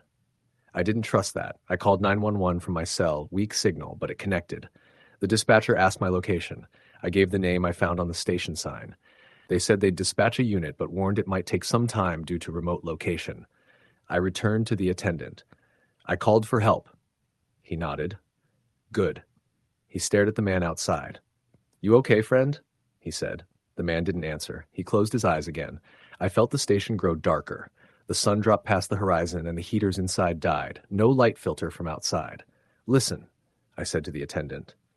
"I don't mean to be a bother, but I'm thinking of heading out now on that same canyon road west." He paused. "You're welcome to rest here," he said slowly. Then he added, "If you go, be alert. That road, people don't just lose cars out there. Sometimes they lose more." We stared at each other. The chill in his voice made me uncomfortable. "More? What do you mean?"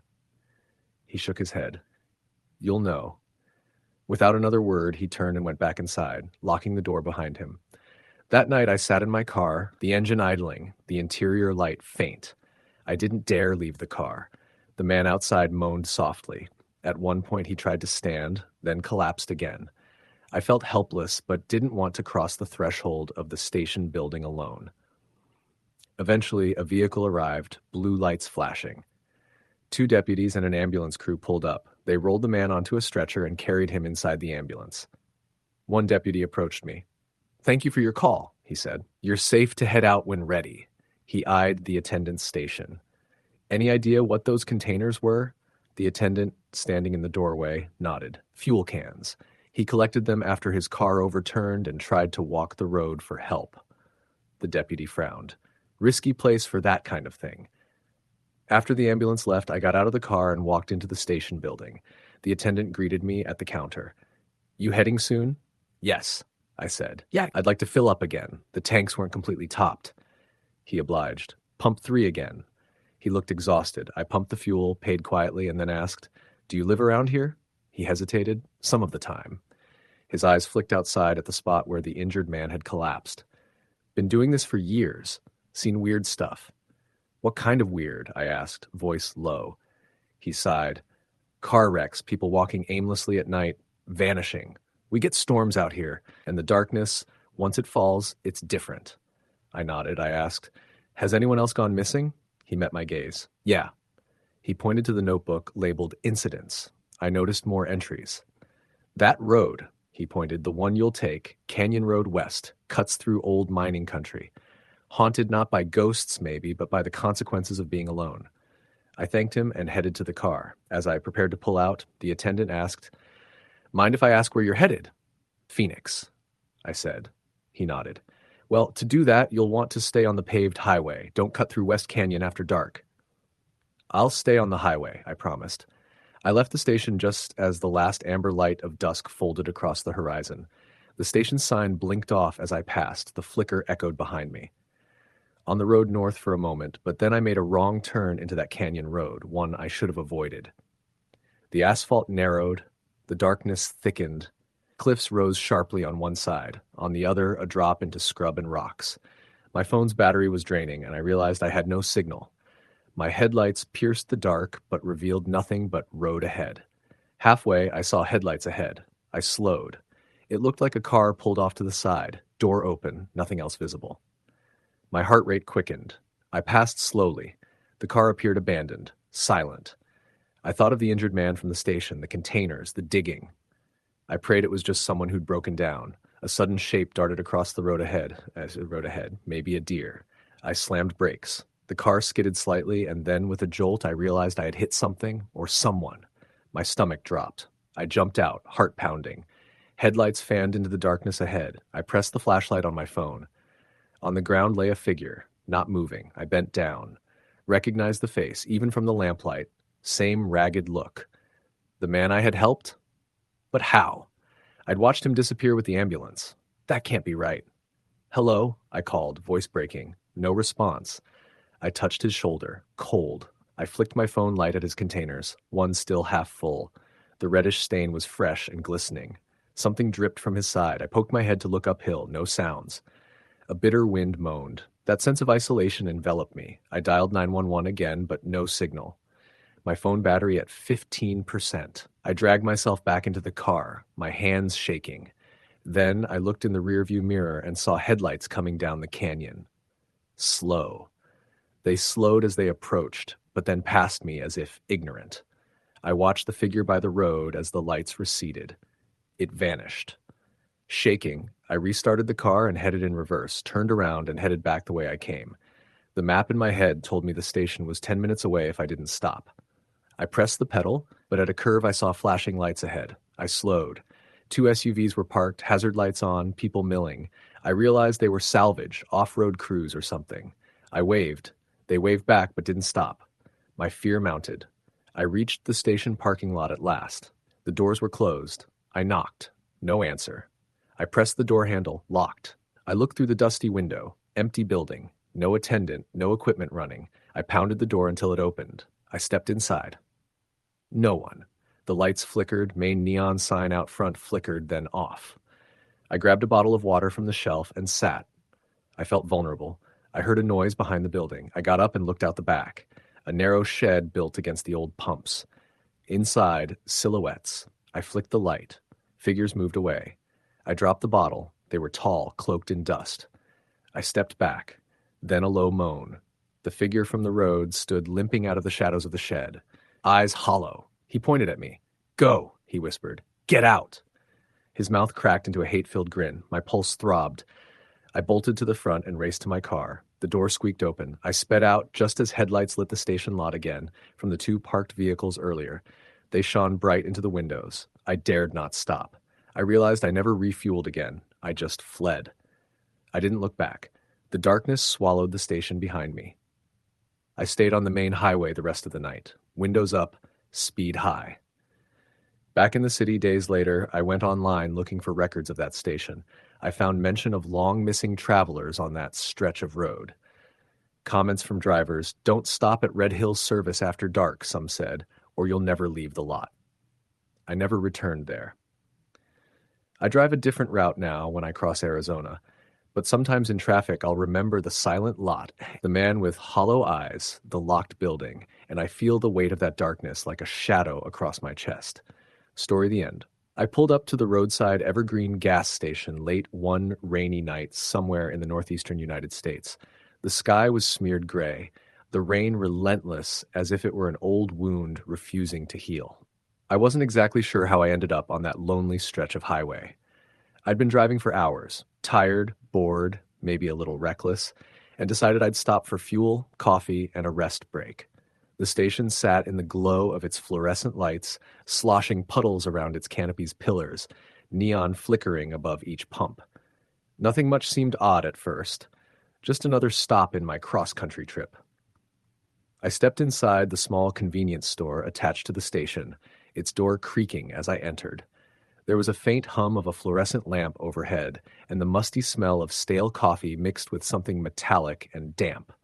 I grabbed a bottled water from the cooler, and the clerk, a middle-aged man with tired eyes and an ill-fitting uniform, mumbled a greeting. He was quiet, maybe jittery. He rung me up, and I noticed the floor behind the counter looked wet, as though someone had tracked in rain. I pointed it out. "Yeah," he said without looking up. "Been water leak on the roof. Been waiting for maintenance." I nodded, paid, and stepped back outside into the rain. I filled the tank, got back in the car, and debated whether to stay at the station a few minutes longer or hit the road. Something nudged me to just pull out and go.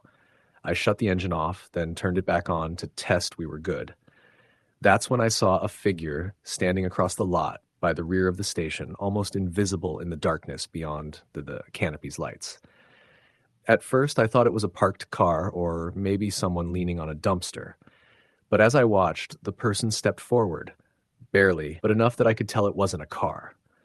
They wore jeans and a dark jacket, hood up, face obscured. They looked like they were waiting. My heart skipped. I rushed checking the mirrors, stepped on the gas, and pulled away. As I turned onto the road, I glanced into the rearview mirror. The figure stood still, only partially illuminated by the station lights, watching me leave. For a fleeting moment, I swear I saw them raise a hand in a gesture, but it could have been my imagination. 30 minutes down the highway, the rain picked up harder and the road narrowed. I thought about stopping somewhere soon to rest, but the station felt creepy now. The figure, the emptiness. I kept driving, slipped into a small truck stop parking lot just off the interstate, thinking I'd lay my head down for a few minutes. I parked, turned off the engine, reclined the seat. The hum of trucks idling around was comforting, but sleep didn't come. I kept reaching for the water bottle I bought, glancing out the window. Something stirred on the far side of the lot. Another figure? I blinked and it was gone. My phone battery was low. No bars. I plugged in the charger, but it moved slowly. I tried to send a message to my friend, not that he'd answer at this hour, but I wanted someone to know where I was. The station, the figure, everything still nagged at me.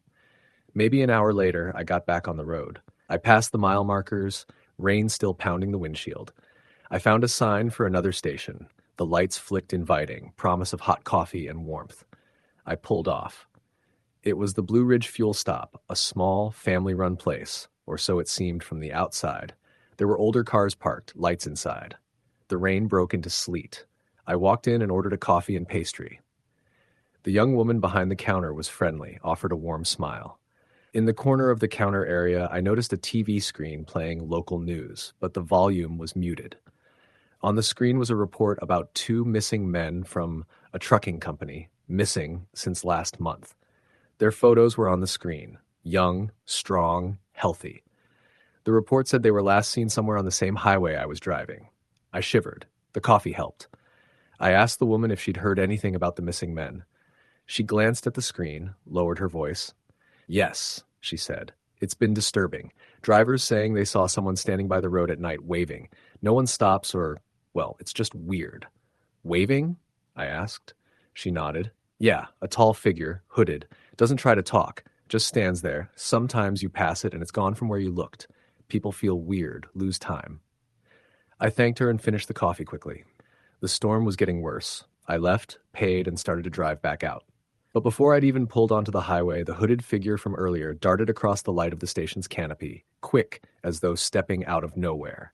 I slammed the gas, turned onto the road, and didn't look back. My mind raced. The missing men, the figure had looked so similar.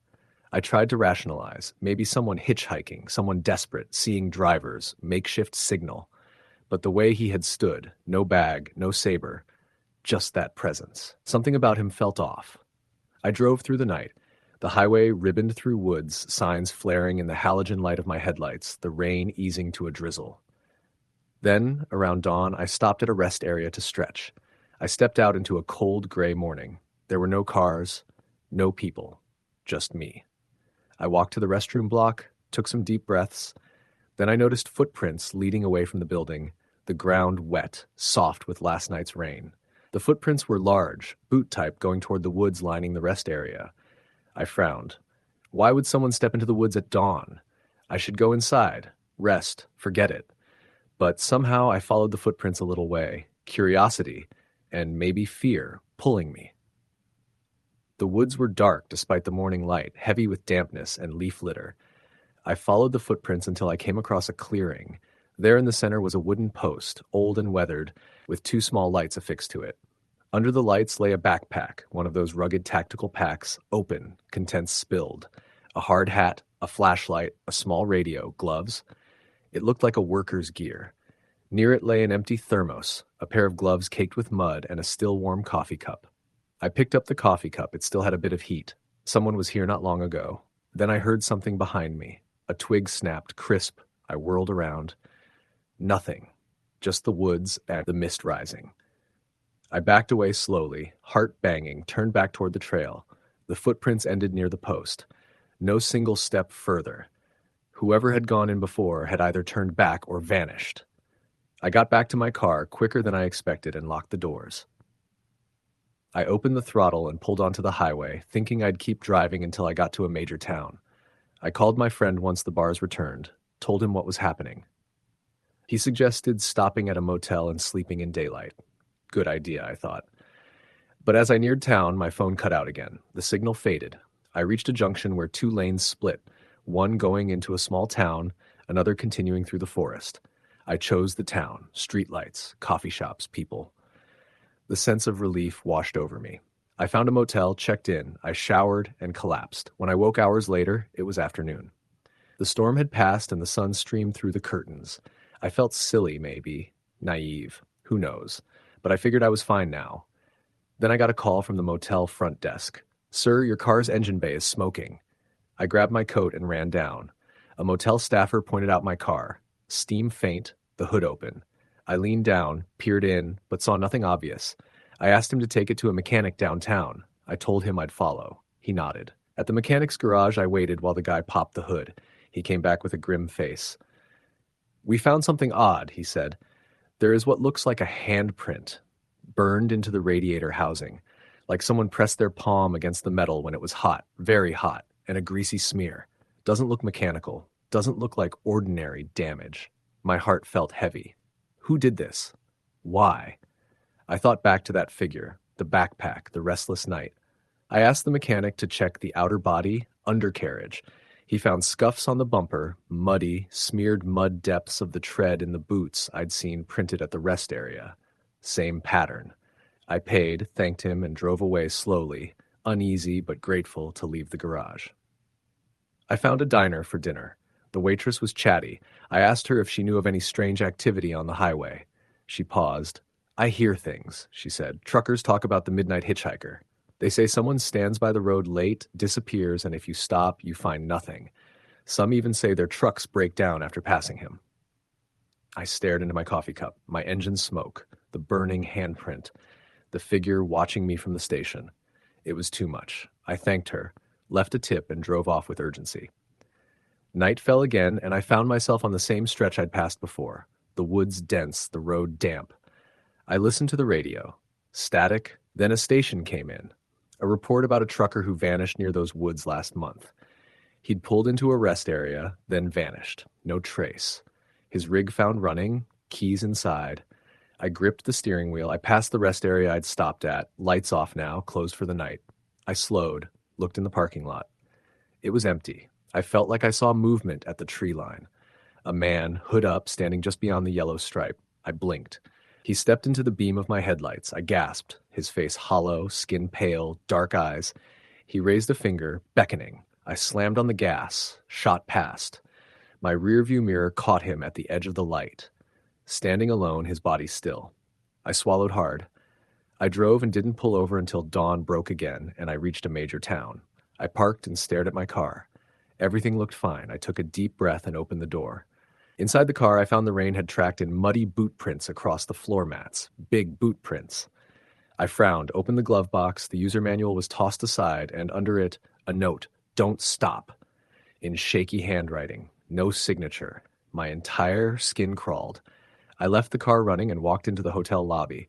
I wondered if I was imagining things, losing sleep, stressed, but the prints, the burned handprint, the note, the figure, all real. I hired a cheap local driver service in the morning to take me and the car to the next state line. The driver was silent at first, then asked me, "You seen him?" I looked at him blankly. "The guy by the road," he said. "Been going on for years. Truckers call him the Wanderer. He stands by the highway late. People stop, he disappears. If you stop, you find nothing but your own fear." He pointed toward the forest. "That one over there, the rest area, gas station. They're where lots of heart wrecks happen." I thanked him quietly. He dropped me in the car at a big urban center. I left the car with a friend, flew home. I didn't check the car further until later. When I did, I found under the chassis a small red stone, polished, about the size of a walnut, that I definitely hadn't placed there. I picked it up. It felt warm for a moment in my hand. I dropped it, slid down the driveway. I knew the figure, the Wanderer, hadn't let me go entirely. For years afterward, I drove that highway at different segments, and every time I passed the rest area or the Evergreen Station or Blue Ridge fuel stop, I slowed, looked out. And sometimes when the light was low, I'd see the silhouette again, tall, hooded, standing at the side of the road. And each time I felt his gaze on me. I never waved. I never offered a lift. I just drove. In the end, I changed my route. I avoid that stretch at night. But I have the note scanned on my phone, "Don't stop," and I still hold that red stone in a locked drawer. I don't know what he wants. I don't know what will happen if someone stops, but I know that station, that rest area, the mud prints, the figure, they were real, and that's enough. Story the end. I slipped into the night like a lost traveler, headlights piercing the fog as I pulled off the highway, the tires rolling over cracked asphalt and into the dimly lit forecourt of Miller's Gas and Go. The pump lights flickered strangely, casting yellow halos across the concrete islands, and the small convenience store glowed behind glass that seemed more opaque than clear. I needed gas, and as far as I could tell, this was the last stop for miles. The signage, faded red and blue, hummed in the cold night air. I shut off my car, stepped out, and felt a shiver that didn't come from the wind. It was quiet, too quiet for a place that should have cars coming and going, maybe a clerk chatting inside. Instead, there was only the distant hum of the neon and something at the edge of my vision, shifting.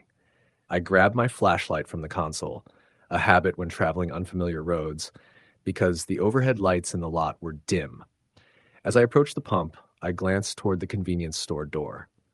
Through the glass, I could make out a tall man behind the counter, but he looked strange, his posture rigid, as if he were standing at attention, his face obscured in shadow. I couldn't tell if he was a clerk or something else. I pumped gas, tapping the flashlight against the window to catch his eye. After a moment, he acknowledged me, tipping his head slightly. I grabbed my wallet, headed inside to pay, and the door squeaked faintly as I entered. Inside, the store was lit but sparse. Shelves half-stocked, some items out of place, the air feeling stale, as if it had been sealed for hours rather than minutes. "Evening," I called out softly. No answer. I stepped further in. The man behind the counter, who I assumed was named Miller since the place said Miller's Gas and Go, watched me but didn't speak. His eyes were dark and unreadable. I paid for the gas and picked up a bottle of water. Before I left, I asked, "Anything else I should know? Road ahead clear?" He didn't move. The only sound was the hum of the refrigerator behind me. I returned to my car, still uneasy. The pump clicked off. I returned the nozzle and closed up. As I went to get back in, I glanced up and noticed something odd. A poster on a bulletin board by the store door, half torn, reading, "Missing Jessica Campbell, last seen on Route 39. The date was 5 years ago. I felt a pang of discomfort. I shook it off and drove on. The road ahead wound through dense woods, trees pressing against the asphalt like silent watchers. I kept the headlights high and my radio tuned, though nothing played, just static broken by occasional crackles. My mind drifted. That man behind the counter looked almost too still, too quiet. But I needed to get to my destination early in the morning, so I pressed on. Coming around a bend, I noticed a car parked on the shoulder with its hazard lights blinking. I slowed to a crawl. Inside was an older woman, motionless at the wheel, her face turned toward the forest. I stopped a safe distance and rolled down my window. "Everything okay?" I asked. She didn't respond. I got out, walked toward her. Her car's engine was off. The air smelled strongly of gasoline.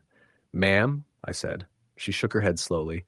"Help me," she whispered, voice brittle. I looked around. No other cars, no lights. I stood by her door.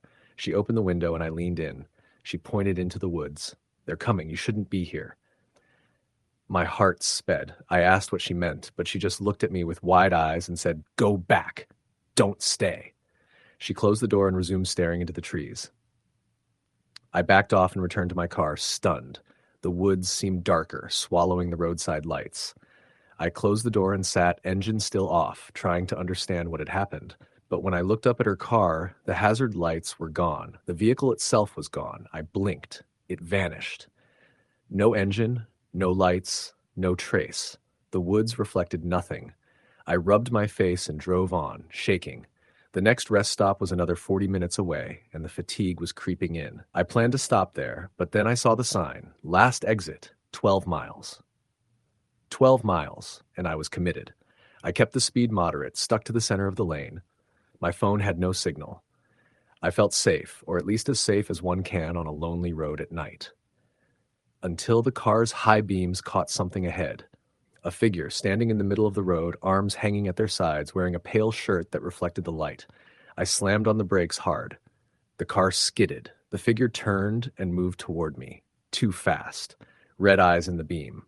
When I stopped completely, the figure vanished into the ditch. I sat, breathing hard, waiting to gather myself. The high beams showed nothing. The woods were silent. I forced myself to drive forward, hands steady on the wheel. Around another curve, the road climbed slightly, and I could see lights. A building ahead. Relief. A gas station. I pulled into the lot of Johnson's Fuel and Coffee, with trembling relief. The lights were brighter, the building larger, but as I parked, I realized something. There were no other cars, no people visible. I turned off the ignition and exhaled deeply. Inside, I found a woman behind the counter. She greeted me with a welcoming voice. Normal. "What can I get you?" she asked.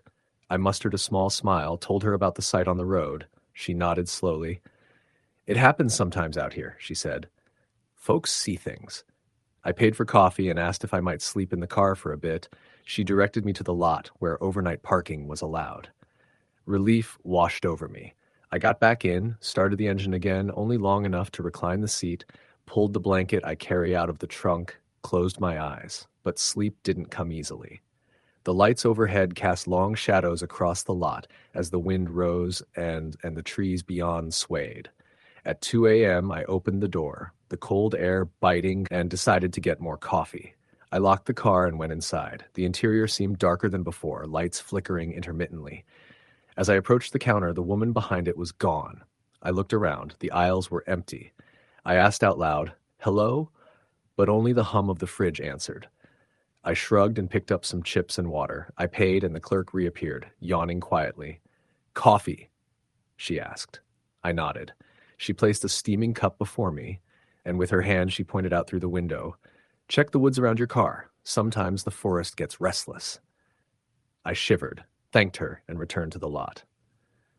My car looked as it had. I got inside, took a sip of the hot coffee. The steam fogged the windows momentarily, and when it cleared, I thought I saw another car parked across the lot. But it was turned off, lights gone, engine silent. I squinted, but when I looked again, it was gone. The air tightened around me. I turned the radio on, still static, but a faint voice emerged for a second. Maybe it was my imagination. I looked at the forest edge, a shape between the trees, a tall, thin figure, then gone. I felt something brush the side of the car. I jumped, slammed the door, my heart racing. I locked everything. Sleep wasn't happening. I decided to leave. I took the pump lot road toward the highway, saw the sign for the exit ramp. I pulled onto the road and accelerated. The engine roared, tires on asphalt, and the radio flickered one last time. A voice whispering, "Help, don't forget." I shut it off. My mind whirled. Then in the rearview mirror, I saw headlights directly behind me, just one car following too close. I checked quickly, no towns behind us. I pressed the gas, the car accelerating. The taillights behind glowed bright. I drove faster, rounding curves through the dark woods. The following car stayed on me. My car beeped the speed warning. I glanced at my altimeter, my speedometer, 85 miles per hour. I forced myself to slow down to 70, but the car behind stayed. I turned the radio back on, still static. I glanced in the mirror. The car's lights glowed, engine sound faint but steady. Suddenly, the car behind flashed its high beams. I slammed on brakes, pulled to the shoulder. The car passed me. I watched in the mirror. It swerved slightly, headlights off, then vanished. I sat there trembling, engine off, wondering what to do. After a minute, I got back in, turned on engine, and headed forward, cautiously. A sign, "Welcome to Maple Grove, next fuel exit 45 miles. Great. So I was committed again. The road straightened, then pitched upward. The forest at either side closed in. I reached for my phone. No bars. And then the low engine light came on. Fuel low. Damn. I should have filled up at Miller's, but the uneasy feeling made me leave quickly. The needle dipped below the half tank. I scanned the woods, tall trees, black trunks, branches like claws, and then from the passenger side I heard a tapping on the window. I jolted. I slowed the car to under 20 miles per hour, hands trembling. I looked over. Nothing. I stopped, looked around. The tapping came again. I pulled over to the shoulder, engine still running. I don't know why, but I opened the door. The cold air flooded in and the forest seemed different, closer, oppressive. I leaned out, peering into the tree line. Nothing moving. The tapping stopped. I slammed the door closed, locked it, and felt a creeping dread. I turned the key, but the engine sputtered. It died. I turned the key again. No response. My heart pounded. I tried again. Nothing. The lights dimmed. The dash flickered. I grabbed my flashlight. I stepped out into the night. The road behind me glowed faintly with my taillights. I looked ahead into darkness. The woods were silent, but for slight rustling. I walked a few yards behind the car, the flashlight beam wavering. The trees ahead looked like they'd parted. A path? No, they just angled differently. I turned back and there was a figure standing at the front of the car between me and the headlight glow. It was tall, lean, wearing something white. The face was pale, spectral. "What do you want?" I called, voice shaking. It didn't answer. A breeze passed, carrying a faint whisper, "Leave." My skin crawled. I backed away, the flashlight still trained on it. Then the figure raised its hand, not threatening, not friendly, but beckoning. As I stared, I heard a sound behind me, my own car door opening. I spun around. The driver's door was ajar. I ran to it, slammed it shut. The figure at the front remained still. I jumped into the car, locked all doors, fumbled with the key. Still nothing. The radio suddenly crackled. "Help! Help!" Faint, disembodied. I slammed the off button, but the dash lit up again and the engine turned over. With a roar, the headlights flashed on and I kept the car in gear and gunned it. The tires squealed. I peeled off the shoulder and onto the road. The night swallowed me. I glanced behind. No tail lights, no follow. I exhaled, but my pulse pounded. The engine roomed as I kept driving slow enough to keep control, but fast enough to escape. After a stretch, the glow of lights ahead, another station. I pulled in. This one. Crossroads quick stop. I parked under brighter lights. I looked at my gauge, nearly empty. I pumped what I could, paid inside. The clerk was older, friendly. I told her what happened, everything I saw. She nodded and said, "You're lucky. A lot of folks have been seeing things lately near the old forest stretch." She paused, looked at me. "You're not from around here, are you?" "No," I said, "just passing through." She grabbed a napkin, wrote something. "Take the next left after the station and drive until you hit Davis Arded. Then stay on that. The woods beyond here have troubles." I looked at her. "Troubles?" She sighed. "Some people say it's restless. People disappear, cars break down, sometimes the road changes." I swallowed. "Is that why I saw that figure?" "Maybe. Sometimes you see someone who needs help. Other times, someone's holding on." She locked eyes with me. "You did the right thing coming here." I got back in, fueled the car for real this time. The lights felt safer. I asked about hotels. She pointed a few miles ahead. "There's a motel before the next town. Stay there. Drive early tomorrow." I checked into the motel, Maple Grove Inn, paid cash, took a quick shower to wash off the tension. In the room, the air conditioner rattled lightly. The building felt old, creaks in the walls. Sleep came fitfully. I kept waking up, hearing tapping on the window or the faint rustle of leaves outside. When dawn broke, I decided to leave immediately. I packed, left the motel without breakfast, got into the car and headed out. The morning light revealed how remote that road was. Woods everywhere. Only occasional driveways. I followed the instructions. Left after the station, then Davis Arded, and then the highway connector. Once I reached the interstate, I stopped at a rest area, coffee in hand, breathing easier. I reflected on what had happened.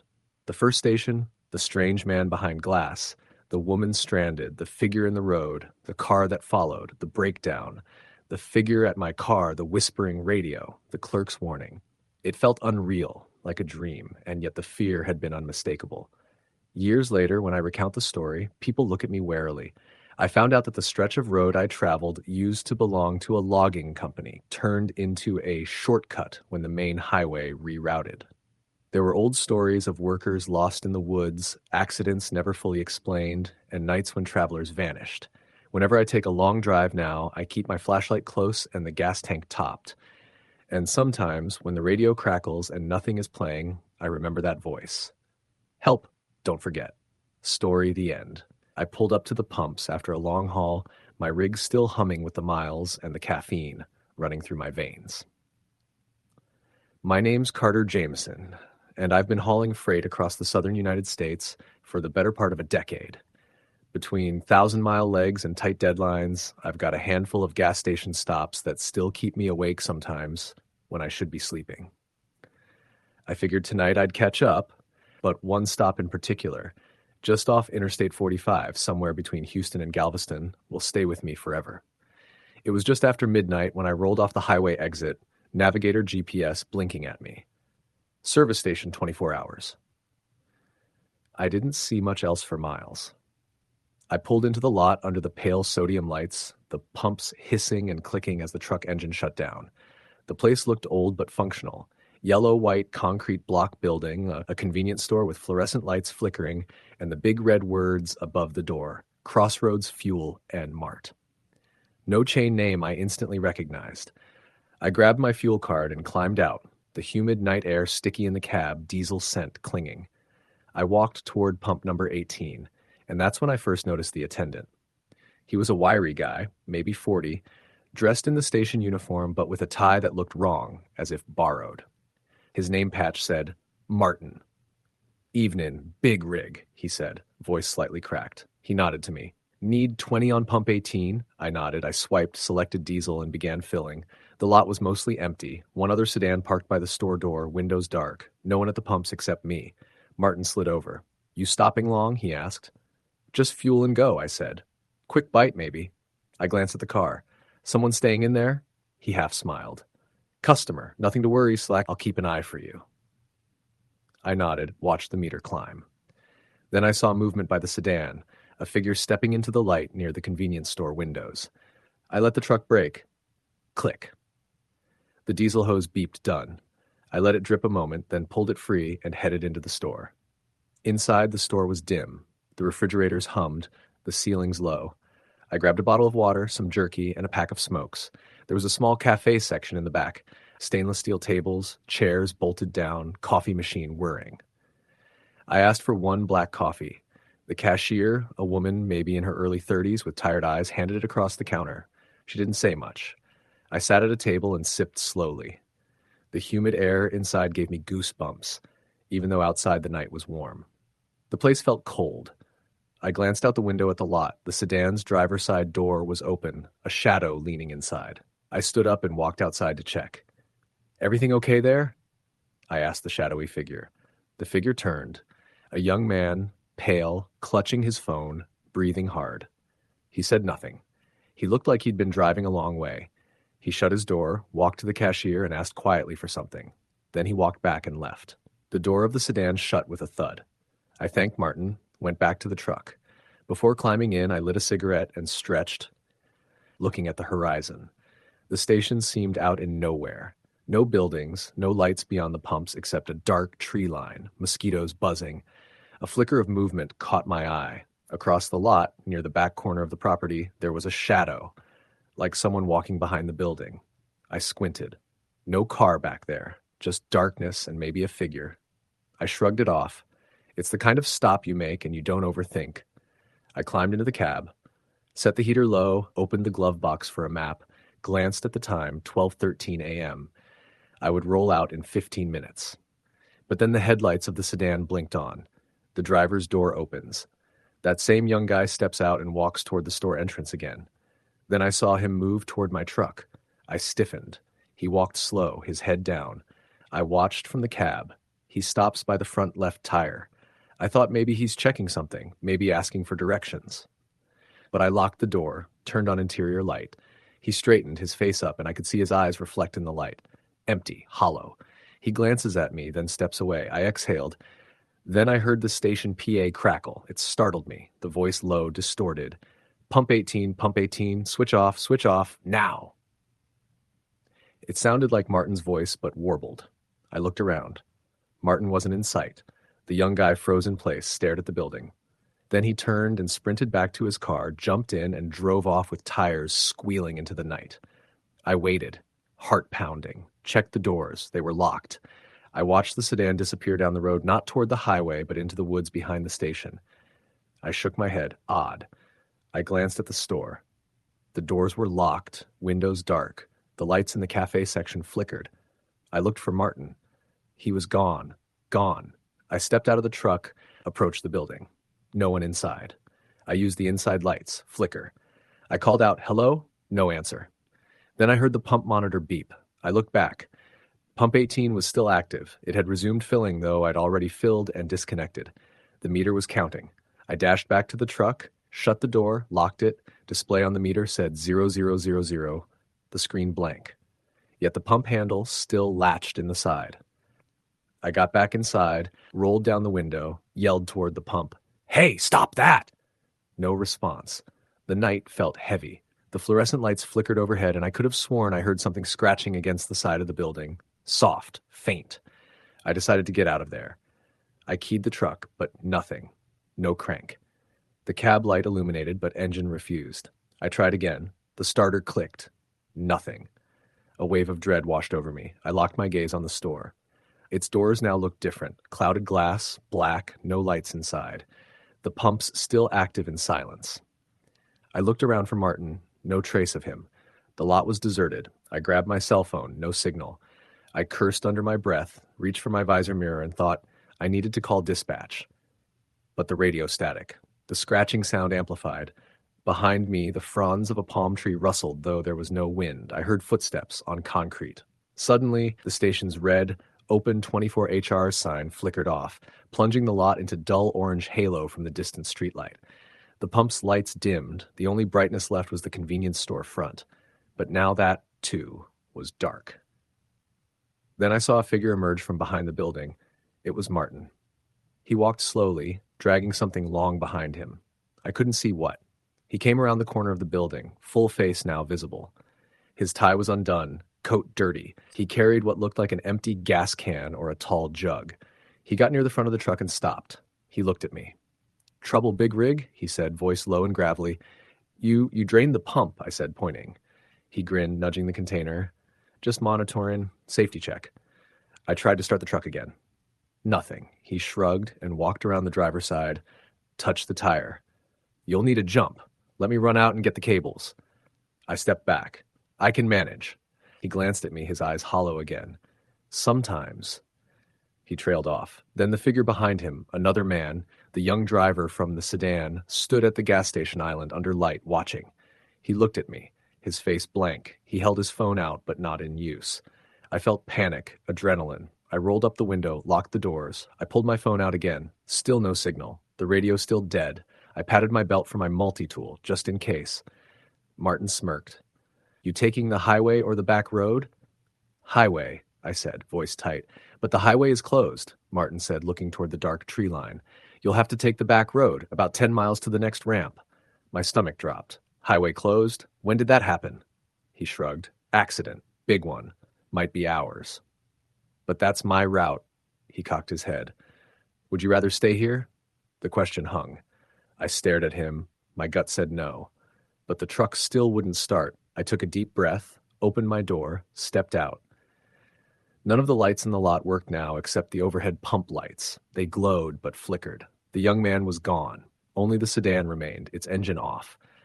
I walked around the back of the trailer to call dispatch on a handheld. No signal. I walked back, and then a rushing sound. Tires spinning in the gravel. I turned. Near the entrance to the lot, the front of a black pickup truck spun sideways, its headlights off, engine revving. It tore into the station and stopped just short of pump 17. Martin and I watched. The driver's door flew open. A thick man stumbled out, flashlight in hand. He raced to the pump. I couldn't hear curses or words over the engine, but I saw the nozzle pulled out and flung to the ground. He clicked his flashlight around, finally shone it at Martin and me. "Like I said, back road is closed," he yelled. He stumbled over to the store door and kicked it. Locks held. He pounded and shouted. "God damn it!" Then he walked back to his truck, revved the engine, and left. We stood in the lot, the hum of pumps and silent store buildings surrounding us. Without a word, Martin walked to his car, an older sedan, lights on but doors locked. He got in, left the lot slowly down the road behind the station. I realized something obvious. I was alone with the pumps, the flickering lights, the dark trees, and no help. I climbed in the cab, sat idling, though engine still wouldn't start. The truck's battery had died, maybe ruined. I could see the highway behind, lights bright, but exit ramp had cones. Exit closed. I felt hair on my neck. I kept my eyes on the dark tree line, the ball of the lot whirled. I thought about running, leaving the truck, walking to the highway ramp. But the trees loomed. I couldn't gauge the distance. The humidity weighed. Time passed. Then I heard music, faint, like from a car stereo, coming from the back of the station. A slow song, bass line heavy. I knew that car's radio, it belonged to the sedan, but I hadn't seen the sedan move. I walked toward the rear of the building, the music louder. I peeked around the corner. There, parked behind, was the sedan, its trunk open. Inside, a pair of headlights from inside the trunk, small. The young driver sat on the bumper, legs dangling. He tapped his phone. The music played from speakers within. He looked at me, waved. I froze. He called out, "Hey!" Something inside me snapped. I shouted, "Leave!" He laughed, called back, "Just keeping you company." I slammed the door back to the cab. Engine cranked this time, finally, like something high pressure released. I jumped in, locked it, and revved. I reversed slowly, pulled toward the station exit. The sedan was gone. As I edged into the street, the cones had gone. The highway exit ahead was open. The streetlights along the ramp flickered on. I eased onto the ramp and hit the highway. I looked in the rearview mirror. The station disappeared in a blotch of pale yellow. I exhaled. But the story kept on. About an hour later, I pulled into a rest area up ahead. I parked, took a long drink of my water, and called dispatch. I told them the battery died, the weird station off 45. They said nothing about the station, just sent a tow truck to meet me at the next ramp.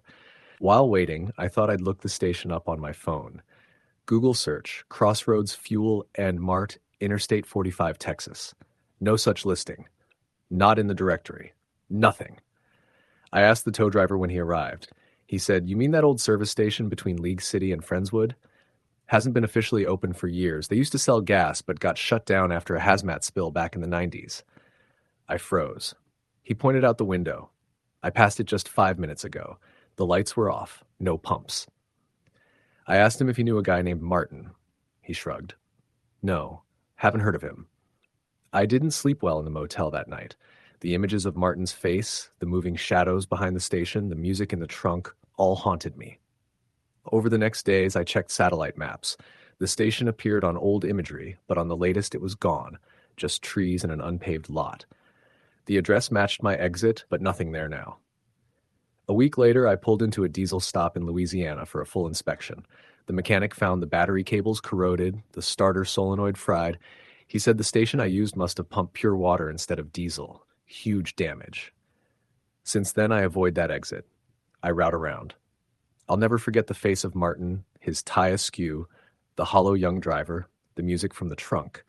Sometimes I think, what if I'd stayed? What if that exit hadn't reopened? I might still be out there. Every time I pass midnight, I think about that dimly lit lot, the pumps hissing, the station closed in on itself, the dark trees waiting. And I remember, when you see a service station open at odd hours and no other cars and a guy casually watching, you always watch back. Story the end. I drove into the little roadside gas station just off Route 19 at dusk. The sign above the pumps flickered in weak neon blue, blinking twice, then going dark, then lighting again. I needed some air freshener and a drink, just something to wake me up on the long drive home. I pulled up to an old pump marked self-service, cash only, dug some bills from my glove box, and swung into the narrow, concrete pad. The wind carried the scent of exhaust and pine trees, and the light under the canopy was low and orange. I felt a little uneasy, but dismissed it. Roadside stops like this one always had a strange feel. Inside the station's convenience store, the fluorescent lights buzzed and hummed, and the cashier was a kid, barely out of high school, I guess, dark circles under his eyes.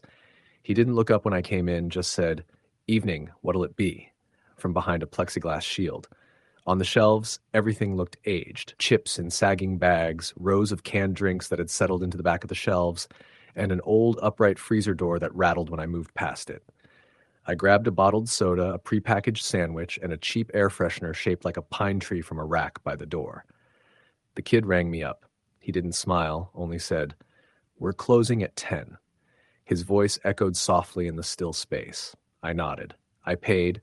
He handed me the week receipt, and I headed back to my car. At the pump, I hung the air freshener on my mirror, cracked the window, and sat for a moment sipping my drink. Around me, the dusk deepened. No other cars were at the pumps. The attendant box under the canopy seemed unmanned.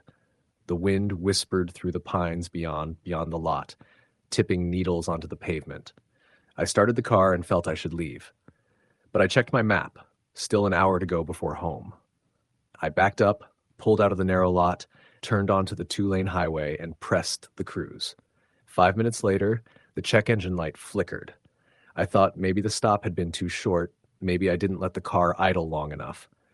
I pulled off the highway into a turnout and checked the dashboard, but everything seemed fine. I shrugged and decided to drive slowly. The moon rose pale behind clouds. I felt a faint vibration in the steering wheel. It was odd, but not alarming. I resumed. 10 minutes went by. The vibration got worse. The speedometer flicked erratically between 57 and 63 miles per hour. I took my foot off the gas, letting the car slow. Suddenly, the radio popped static. Then I heard it. A thump. A bump underneath the car, like something heavy scraping the undercarriage. I jolted. I stopped at the side of the road and killed the engine. I got out, looked under the car's hood, nothing obvious. Under the car, what I saw made my heart sink. There, wedged between the frame and the exhaust pipe, was something I recognized. The little pine tree air freshener I'd just hung. But how had it got under there? I'd placed it inside. I looked at it and then at the underside of my car, oil spattered, some rust, nothing else. I shook the freshener. Nothing inside it. My mind raced. Was it possible someone climbed under the car while I was stopped at the station, clipped the freshener somehow, maybe used the loop? I shivered and jumped back in the car, locked the doors, and started the engine. As I pulled back onto the highway, headlights approached from behind, a large pickup truck. It roared by, spraying water from the wet pavement. I didn't look in the rearview mirror for long. I accelerated to 70 miles per hour, trying to stay in the right lane. But then the engine sputtered. The temperature gauge jumped. The headlights flickered. The radio went silent. The engine coughed once, twice, then died. I drifted to the shoulder, heart pounding, and killed the ignition. The engine cooling fan whirred for a moment, then stopped. I sat there staring at my dashboard in darkness. The headlights of the pickup truck flickered behind me. The truck slowed, pulled into the shoulder ahead of me, cut its engine. I floored the brake lights and locked the doors again. The man inside the truck didn't exit. He sat in the driver's seat, the cab dark, just headlights off and taillights on. I couldn't make him out. My phone got 1 bar of signal, barely enough. I opened it, missed calls from unknown numbers. My heart pounded. I pressed 911. 911. The call connected, but no operator answered. Just silence. I hung up.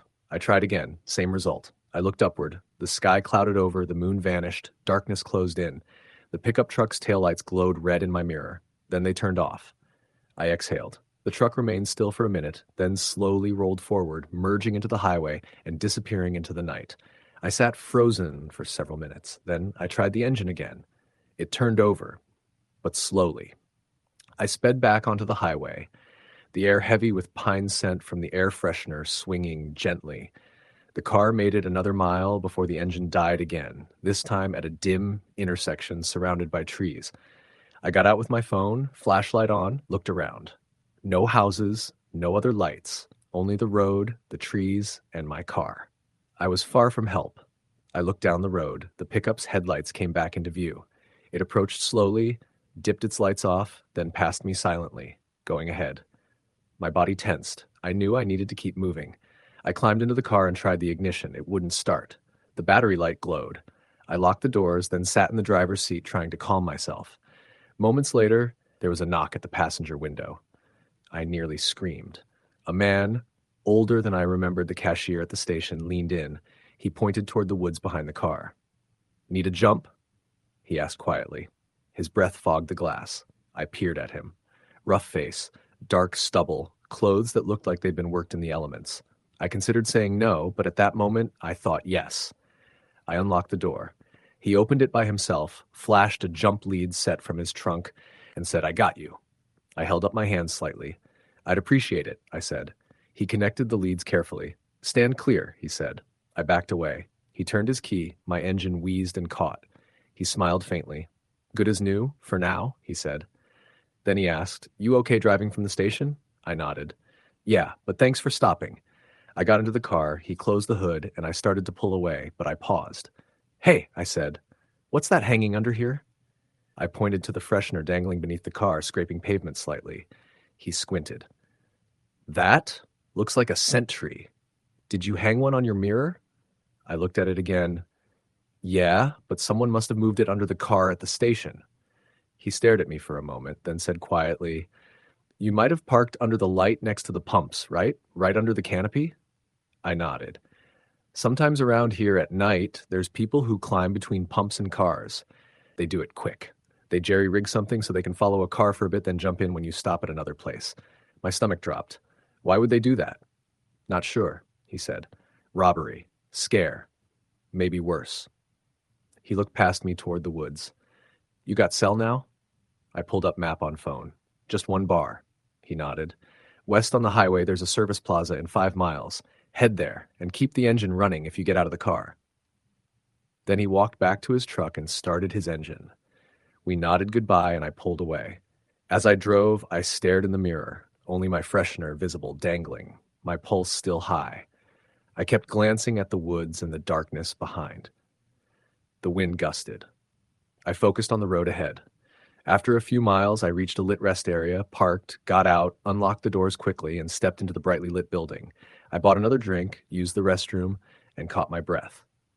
I kept looking out the window at the parking lot. My car sat alone. I checked the undercarriage with flashlight, no freshener dragging now, nothing weird. I exhaled. Back in the car, I left the lights on and radio on, headed home slowly.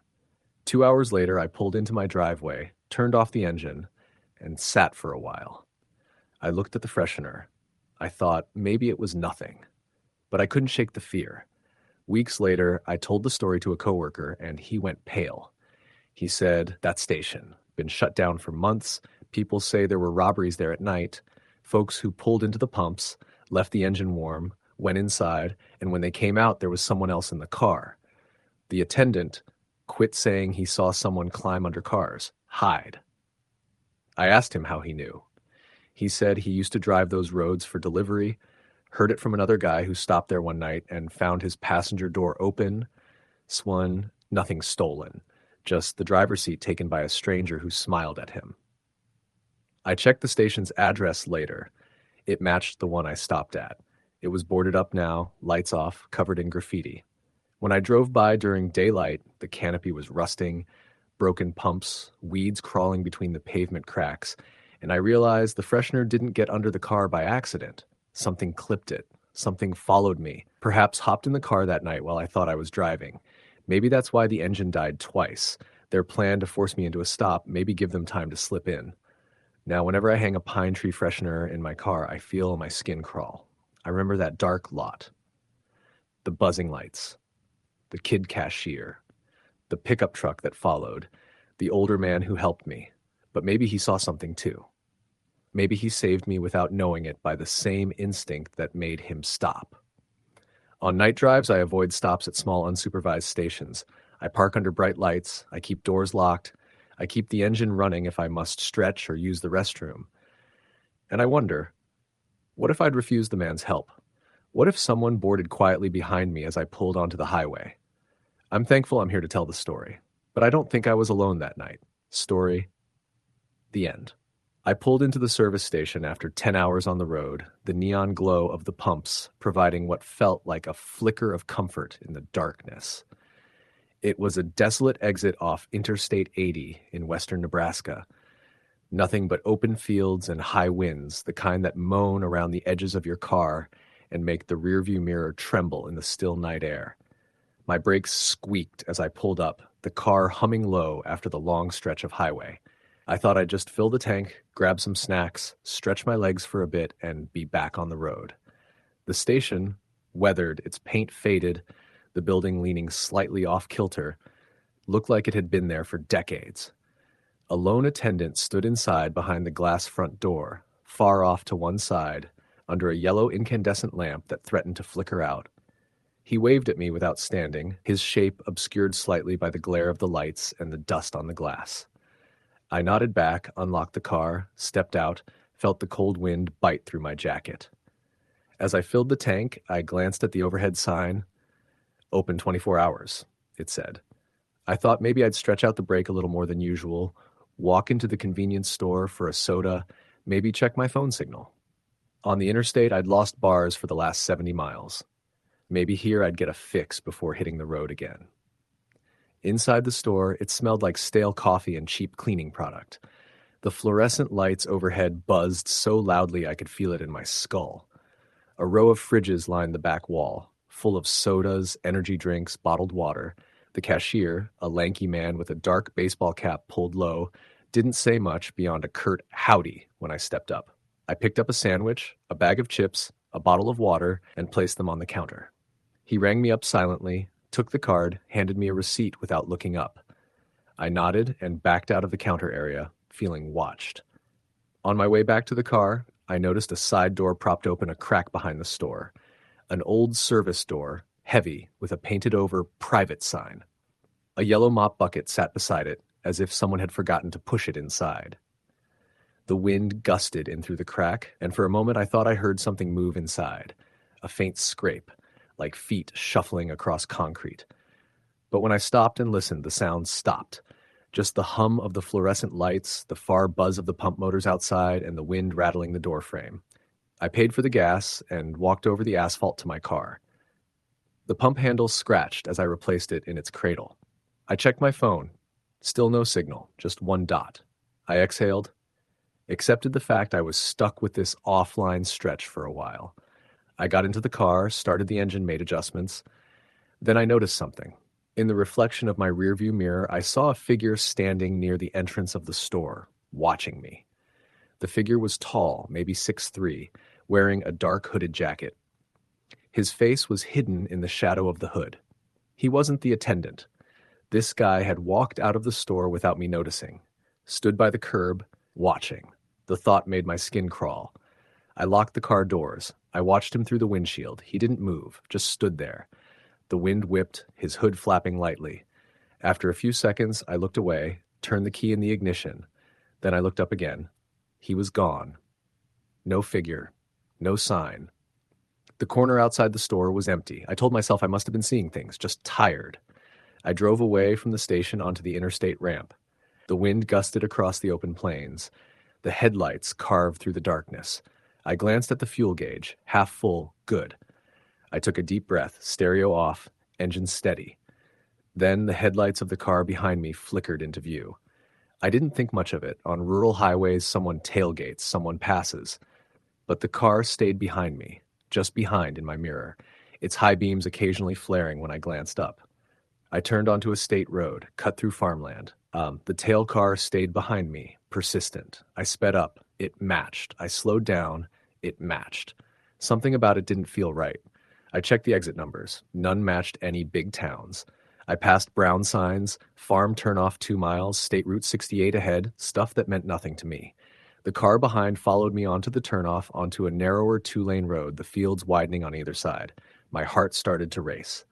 I tapped the brakes, and the car behind tapped its brakes too. I floored it. The tail car floored it. I swerved slightly, took a diagonal across the lane lines, and the tail car matched. I pulled off the road into a turnout space, just cracked asphalt, faded lines, a single broken light post. I came to a stop.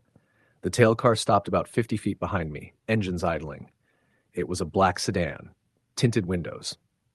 Dark, no license plate visible in my mirror because of the glare from its reverse lights.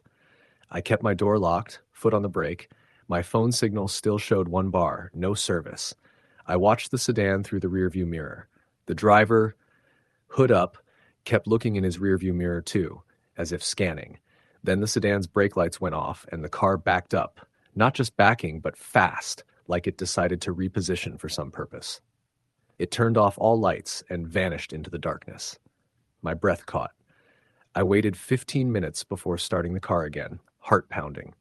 I drove slowly back to the main road and kept an eye in the mirror.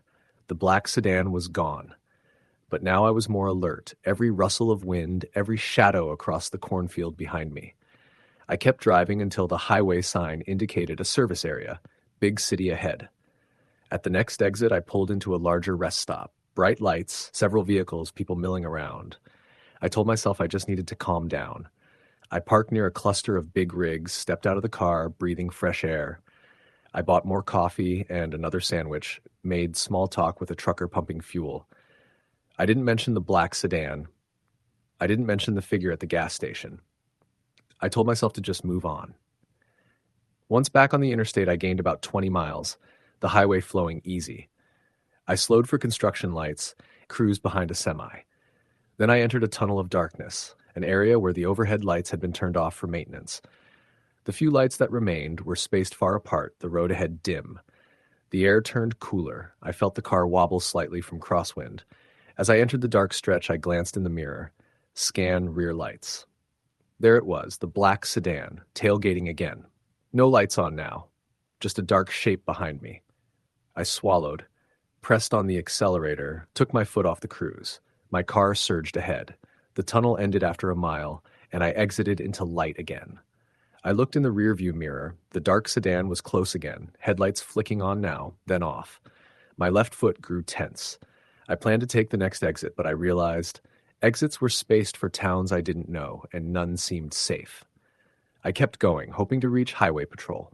The hours had passed midnight, and I was getting drowsy anyway. Finally, I hit a rest area marked Nebraska Highway Patrol on a green sign. I pulled in, saw a patrol car parked, lights off at the moment, but the building was lit. I parked beside the patrol car, shut off the engine, turned on the hazard lights. I got out of the car, locked it, and approached the patrol building. The door was unlocked. A female trooper sat behind the counter, monitor glow in front of her. I told her about the black sedan following me. Dark, tinted, no plate. She nodded, asked some questions, took note. She told me to wait in the office while she checked dispatch for any calls about that car. I sat in the waiting room on a cheap bench, heartbeat still high. After about 10 minutes, she came back. "No records of that car, not reported so far," she said. "You're welcome to stay here until first light or keep going. Just be alert." I thanked her, accepted a free cup of coffee from the vending machine. I decided to push on. I waited about 20 minutes, then started the car, set GPS to the next big city, Lincoln. As I pulled out, I glanced in my mirror. The dark sedan was parked across the lot, engine off, lights off. I froze. Then it pulled away as I did, merged onto the highway behind me. It followed again. At that point, I almost panicked. I considered stopping again, but the idea of staying motionless in the same place with that car lurking seemed worse. I increased distance, turned onto different ramps, changed lanes erratically, but the black sedan matched my every move until I reached a large bridge over the Platte River. In the mirror, the sedan stayed back, but still there. I was going to speed across the bridge, but my car ran out of gas just short of the toll booth, or rather, the fuel gauge clicked on the yellow warning. I had to pull into the emergency stopping lane just before the toll plaza. I killed the engine and sat blinking in the field of lights and metal. I stared at the sedan behind me, stopped 20 feet away, engine idling. The driver's side window slid down slowly. A low rumble of engine, the night quiet but for wind and distant traffic. I could see the outline of the figure wearing the hood, face still hidden in shadow. I thought, ask what they want? No, I locked all doors. The figure leaned out slightly, pointed a small object at me, too small to make out. But maybe a flashlight, maybe something else. Then he lowered the window and reversed vehicle slowly, inching backward, turning his brake lights off and on like a flicker. I sat very still, trying to breathe quietly, trying not to draw attention. After what felt like an hour, but was probably only minutes, the sedan drove off, turned around the toll plaza, disappeared into the dark. My car recorded zero motion. I waited another 10 minutes before starting the engine, adrenaline coursing. I pulled off the emergency stop lane, went through the toll plaza, headed into town. My nerves shredded, palms sweating on the wheel. I skipped several exits, took unfamiliar frontage roads, then merged back onto the interstate, heading toward Omaha. My priority was to get to a well-populated area. Finally, I pulled into a hotel near the city border around 5 in the morning. I refused to stop driving until there was people, lights. I parked, told myself I'd rest. In the morning, I checked my car, washed windows, got breakfast. The previous night's events still felt half imagined. I was tired. I considered not telling anyone. It felt surreal. A few days later, I returned home. On day 3, I happened to glance at local news online for western Nebraska, and there was a short report. Authorities investigating reports of attempted abduction at remote service station exit I-80. Motorist claims vehicle followed them for miles into freeway. The station was the same one I'd stopped at. The report mentioned a black sedan, no plate, tinted windows. The station attendant was questioned, but said he'd seen nothing unusual. Local highway patrol said the case remained open. I read the article twice. My heart sank. The details matched. I felt the figure in the hood at the station must have been the same person. I shivered thinking of what might have happened if I hadn't pulled off when I did. Since then, I make sure to refuel only at well-lit exits in cities or busy areas, never stopping alone in remote areas after dark. Every time I see a roadside service station in the twilight, I remember that black sedan, the hooded figure, the cold wind at the Nebraska station, the tailing on the highway. Some nights I still dream I'm back at the pump, the attendant's window dark, the side door cracked open, and a figure stepping out into the light behind me. I wake up with the memory of footsteps scraping concrete, wind in the cracks, isolation stretching out behind the headlights. Story the end. I pulled off the highway just as the sun began sliding behind the trees, the sky bruising purple in the aftermath of the day. My car was humming low and impatient. The dash clock read 8:12 p.m. I'd been driving since dawn, cross-country for a conference that turned out to be canceled last minute. I figured I'd just drive until I couldn't, then stop somewhere. I saw the sign long before I saw the station. Green Valley Gas and Mart. Flickering neon, a squat white building, dim pumps under a yellow awning that sagged with years of weather. My map said I was about 15 miles from the next exit with major services. I pulled in, glad. The pumps were old, Metal rusted at the base, the hoses worn. A solitary truck idled by pump 3. The driver leaned out, smoking a loose-leaf roll, staring into the night along the tree line. I slipped out of my car, stretched. The desert, I guess it wasn't really desert, but farmland turning into scrub, the kind of place where you can drive forever and nothing changes. Out here, everything felt distant. Inside the mart, fluorescent lights gave off that harsh hum. The woman at the counter was thin, pale, maybe 40, hair pulled back so tightly it looked like she was prepared for trouble. "Evening," I said. "Just gas." She nodded without looking up. The station's aisles were narrow. Old snack machines with faded logos, drinks that had long lost their bright colors, shelves where dust gathered in corners. I paid, got a receipt, the pump unlocked. Back outside, I filled up. As the nozzle clicked done, I glanced at the truck. The driver slid out, stretched, then walked over. "Long way?" he said. His voice was low, thick accent I couldn't place. "Yeah," I said. "Just passing through." He nodded. "Nice place to stop. Not many people out this way after dark." I nodded again. "Thanks." I offered a smile, but something about the shadows under his eyes made me stop. I climbed into my car, getting ready to go, when the man said, "Careful ahead. This stretch, sometimes strange things happen." I paused. "Strange how?" He looked around casually, then waited for me to pump more gas into my mind than his pump did my tank. "Hitchhikers," he said. "Drifting lights. Lost people. Some say the trees come alive at night." He smiled faintly, but not kindly. My blood quickened. "Thanks for the warning." He turned and walked back to his truck. I started my car. Before pulling out, I looked back. The woman behind the counter stood in the glass, looking at me. Her eyes were sharp. I winked. She didn't blink. I pulled out onto the road, the station's yellow awning dim behind me, mist creeping across the asphalt. The night air felt cold suddenly, though I had felt warm inside. I drove. The radio crackled, static interspersed with music and local ads for Trucker's Choice Fuel Stop. The road narrow and winding, lined with trees arching overhead, branches like skeletal arms reaching across the road. The darkness pressed in. About 20 minutes later, I thought I had passed the exit. The map said I had. The GPS on my phone flickered, said no signal. I accepted it. I saw a sign, green with reflective letters. Next exit 12 miles. I relaxed, and then the headlights began flickering. One of the high beams pulsed. I flicked the switch off and on. Nothing. I used low beams, slowed down. The forest on either side stood still. No movement, no signs of life. I felt a monotony of darkness. Then I saw something out of the corner of my eye. The truck from the station, parked at the side of the road, lights off. The driver was sitting still inside, engine silent. I passed it. My heart bumped. I saved it in my memory as that guy offering warning. Maybe he changed his mind. Maybe I should stop. But I kept going. 20 minutes more, and I saw flickering orange lights in the distance. They looked like lanterns or torchlights moving among the trees. I slowed. The radio buzzed loud. I reached to turn it off. Nothing changed. Muted static. Then a creature, a figure, stood in the center of the road. I barely had time to jam the brakes. The tires screamed. I honked. The figure turned away, sprinted into the woods on the right. I sat there panting, engine ticking down from the abrupt stop. I looked forward the road ahead, empty. Behind me, nothing. I decided, enough. I reversed, turned the car around, the beams cutting back through the gloom. I saw the truck again, now facing me the opposite way, as though it turned. The driver sat behind the wheel still, not moving. I accelerated, heart pounding. Then the lights ahead, the torches, vanished. The road stretched on. I passed the exit sign, missed it.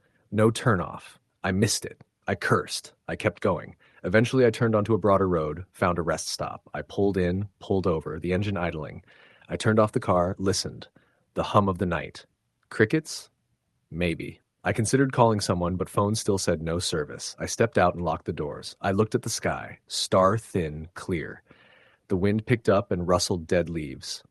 Inside the rest stop building was empty, cold. I stepped inside. Typical restrooms, good lighting. I took a moment. When I came back out, I saw the truck again, at the far side of the parking lot, the engine off, the driver's window down slightly. I frowned. Why here? Why keep following? Then footsteps in the darkness behind me.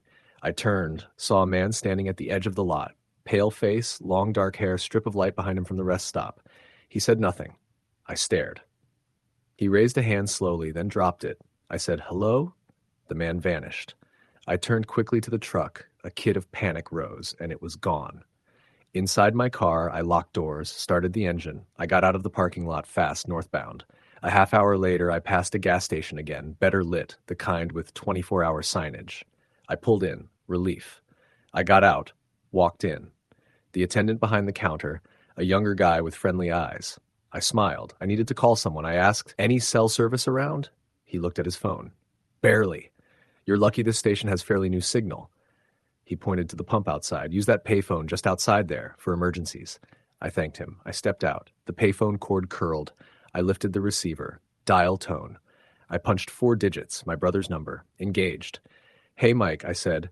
"Listen, something weird is happening. I might need you to track me." Then the phone died. Dead silence. I looked up.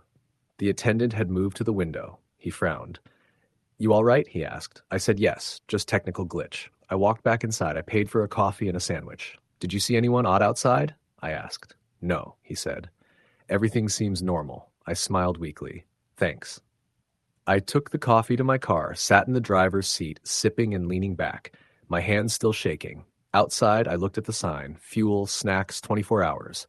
The lot still had only one other car, a small sedan. I watched through the window. The person in the sedan leaned forward, then jerked back. They reached inside, then stopped. I frowned. Suddenly, I heard a loud thump behind me, like something heavy hitting metal. I got out of the car quick. The sedan's door was open. The driver? Gone. The car idling. Headlights on. No one in sight. I glanced around. The forest nearby. Lot still dimly lit. Then I saw a figure crouched in the shadows beside the sedan. I shouted, "Hey!" The figure looked up. It wasn't quite human. Elongated limbs, head hanging low. I stumbled back, tripped. When I looked again, the figure was gone. The sedan's engine cut off. I jumped in my car, locked the doors, slammed the pump lever off. I revved the engine and pulled out fast. On the drive out of that zone, I glimpsed that same truck again, parked ahead, beckoning, or just sitting. I swerved. The driverless truck blinked its lights once, then shut off completely. I kept driving. It was dawn when I pulled over at a highway rest area, exhausted. I parked, turned off engine, lay back, and slept for a couple hours. When I awoke, I felt numb. I got on the road again. Weeks later, I found out that one of the missing persons reports in that region described a hitchhiker seen late at night, someone matching the description of the figure I saw. The local sheriff's office said the region had several cases of strange vanishings around old service roads and rest areas. Nobody knew why or how, but every time they found a car abandoned, like the sedan, and no trace of the driver. I remember driving past that station a few months later on business and seeing the yellow awning building of Green Valley Gas and Mart.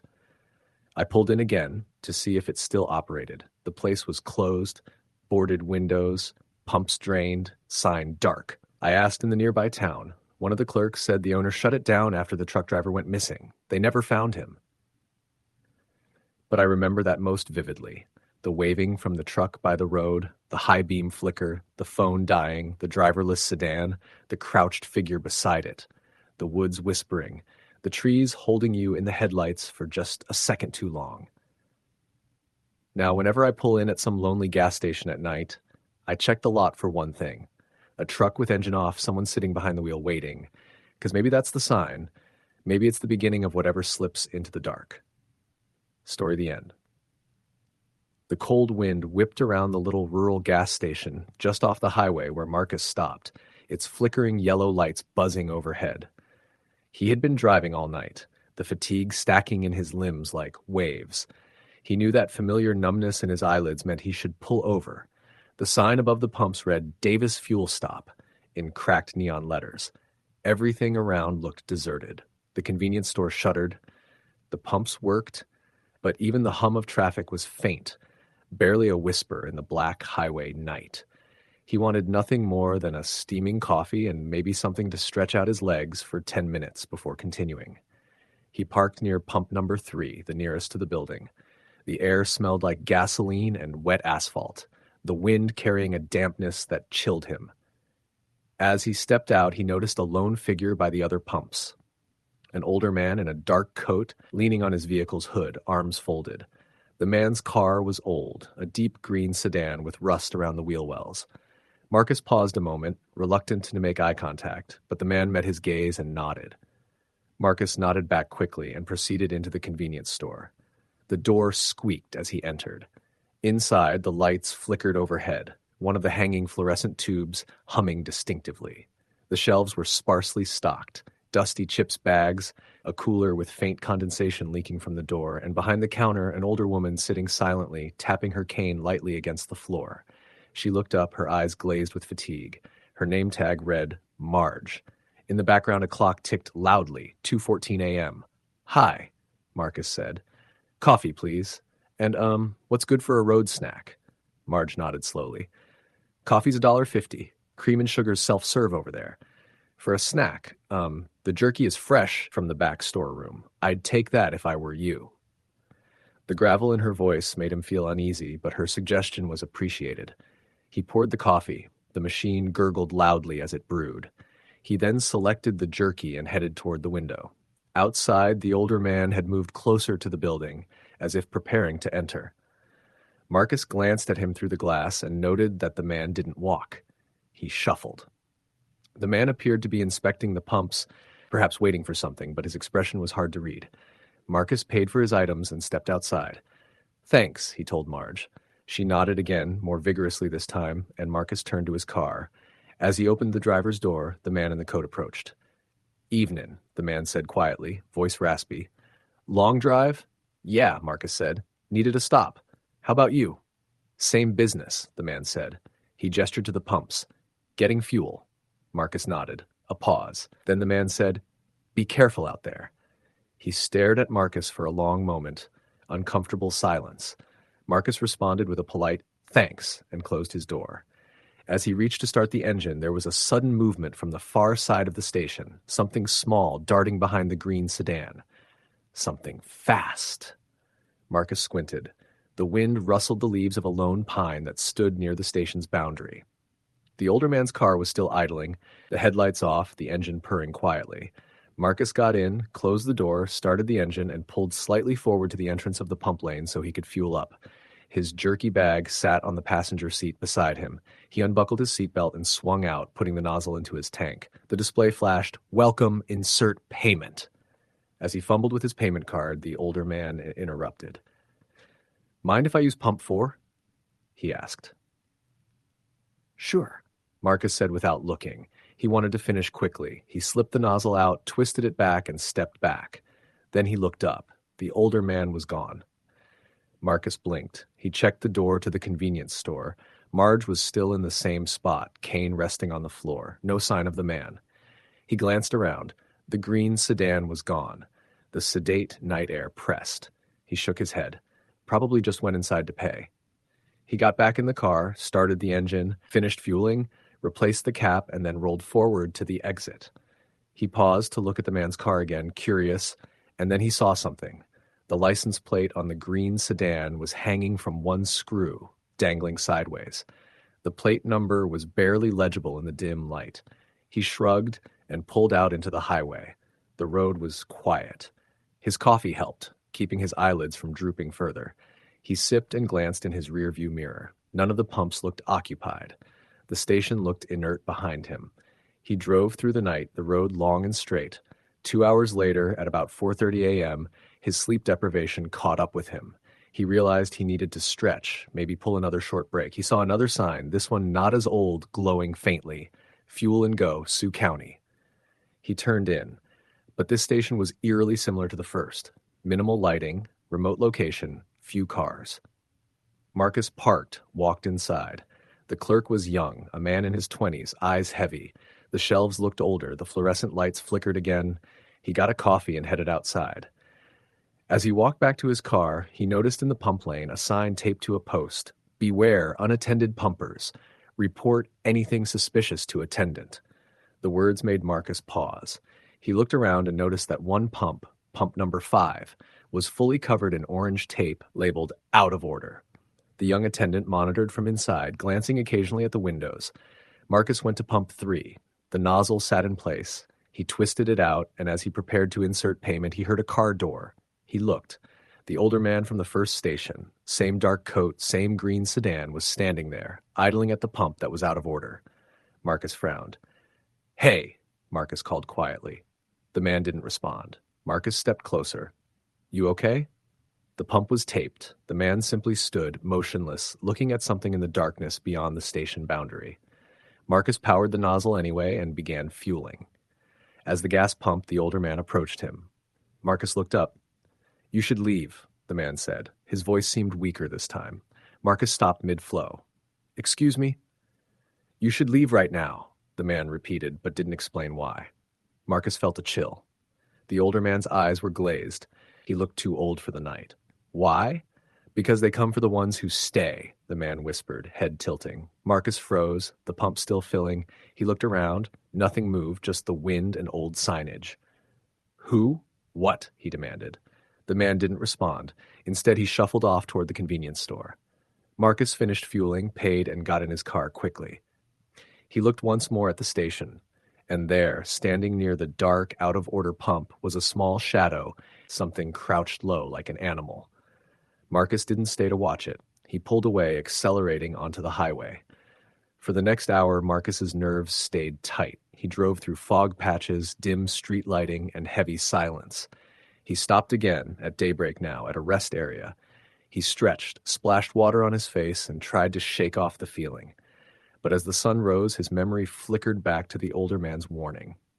That afternoon, he reached his destination, a small town by a lake. He parked his rental car behind a cabin he had booked and left the keys inside the house. He walked down to the water, sat on a bench, breathed deep, watching ripples shimmer in the midday light. A few hours later, he returned and found the car key missing from the house, not where he left it. He panicked briefly. The lock on the car had been opened, but nothing was missing except the key. He searched around the cabin grounds, the grass under the bench, but no key. He retraced his steps to the cabin door, still locked, no sign of forced entry. Confused, Marcus called the rental company. They said they'd dispatch a locksmith. He walked back to his spot by the lake, resolved to wait until someone came. As dusk approached, he took his phone out to kill time, then realized the battery was unusually low, despite being charged to full earlier. He looked at it, 12% remaining. He cursed. He plugged it into the cabin wall outlet. The charger showed green light. After 20 minutes checking emails and messages, he looked up. The sky outside had turned oddly dark, though the sun should have still been shining. A shadow passed overhead, a sudden chill in the air. Inside the cabin, he heard the faintest scratching noise. It came from the window near the corner where the bench faced the lake. Marcus froze. He looked at the window. The curtain was parted slightly. Nothing visible beyond the glass. The scratching noise persisted, a soft, rhythmic tapping like knuckles on glass. His heart raced. He grabbed a flashlight and crept toward the window. He shone the beam outside. The beam caught a shape, leaning forward, pressing against the outer glass. The older man? No, something else. It was thin, tall, hunched slightly, its face obscured by shadow. The flashlight beam trembled. The figure ducked backwards and vanished into the trees. Marcus slammed the flashlight down and backed away. He rushed to lock the window, checking all doors. The lake bench spot he had occupied earlier seemed suddenly far away. The peace dissolved. A moment later, the locksmith arrived. The man took one look, unlocked the cabin door, and said the lock was fine. The missing key, he suggested, was probably misplaced. Marcus tried to object. "Someone could have entered," Marcus argued. The locksmith shook his head. "No signs. Probably you dropped it somewhere. Happens all the time when you've traveled." Marcus didn't believe him. When the locksmith left, Marcus decided to sleep in his locked car instead of inside the cabin. He parked it as close as possible to the house, lights off, engine running, heat on low. He tossed and turned through the night.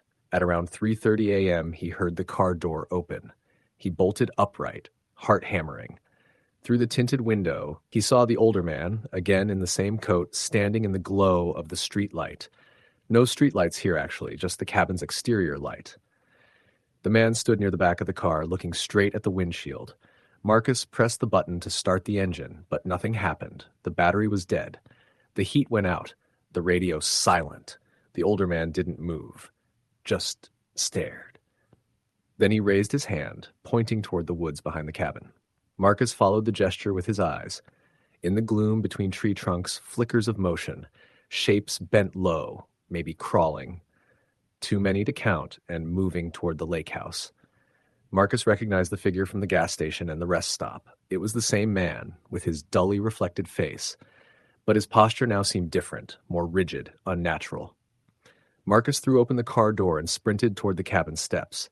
He slammed inside, locked it again, and gathered keys, wallet, backpack, anything to help him flee. He tried to start his phone, but still low battery. The scratching from earlier returned, now louder, multi-layered, as if a whole group of creatures pounded on the cabin's windows. Marcus crouched in the middle of the living room. The door rattled. A loud thud on the front window. He backed up to the kitchen and grabbed a heavy stainless steel pot. He opened the back door.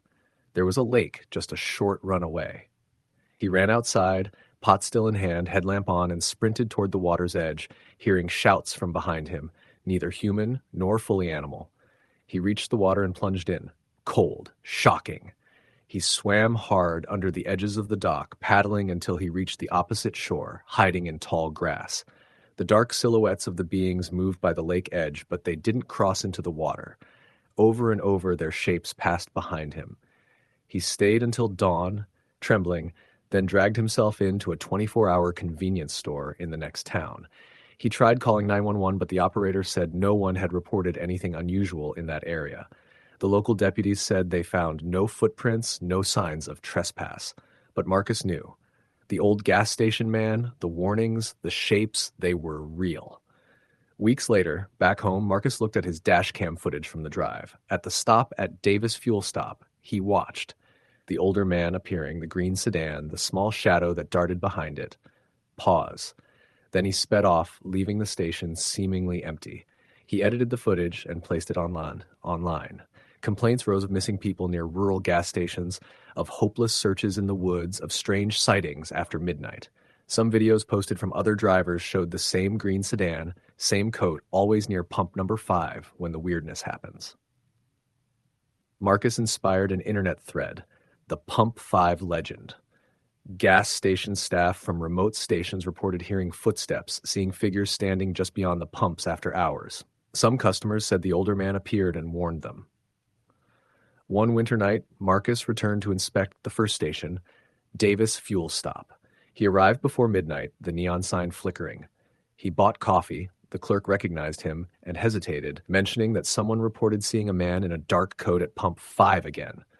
Marcus nodded, heart pounding. He walked to pump 3 to fill up, glanced over at pump 5. It was taped off, out of order, just like at the rest stop.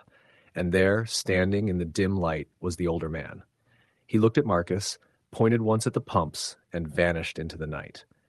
The surveillance camera across the lot blinked, the feed momentarily flickering.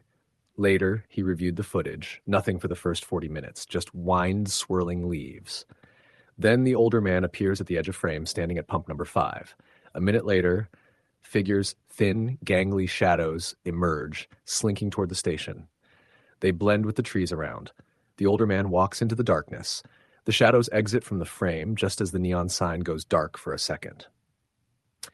When Marcus asked the station manager, the man shuffled and said, "Many years ago, a highway disaster right here. Truck driver rolled near midnight, fuel caught fire, killed him and 2 hikers. Ever since, people say they see him. And worse, something else comes with him. We tape off that pump every year. They keep it closed at night." Marcus asked for records, but none were official. Locals whispered the station had changed ownership. Staff kept silent under non-disclosure. Marcus left the station under the same dark sky, unease settling deep. He knows he may never fully understand what they are, those figures, the ones that come for the ones who stay. The older man may be the usher, the guide, the out-of-order pump, its portal. In his apartment, Marcus still sleeps with a light on. He keeps the door locked. Sometimes at night, he wakes and hears a distant hum, like the rumble of a long-dead fuel truck engine.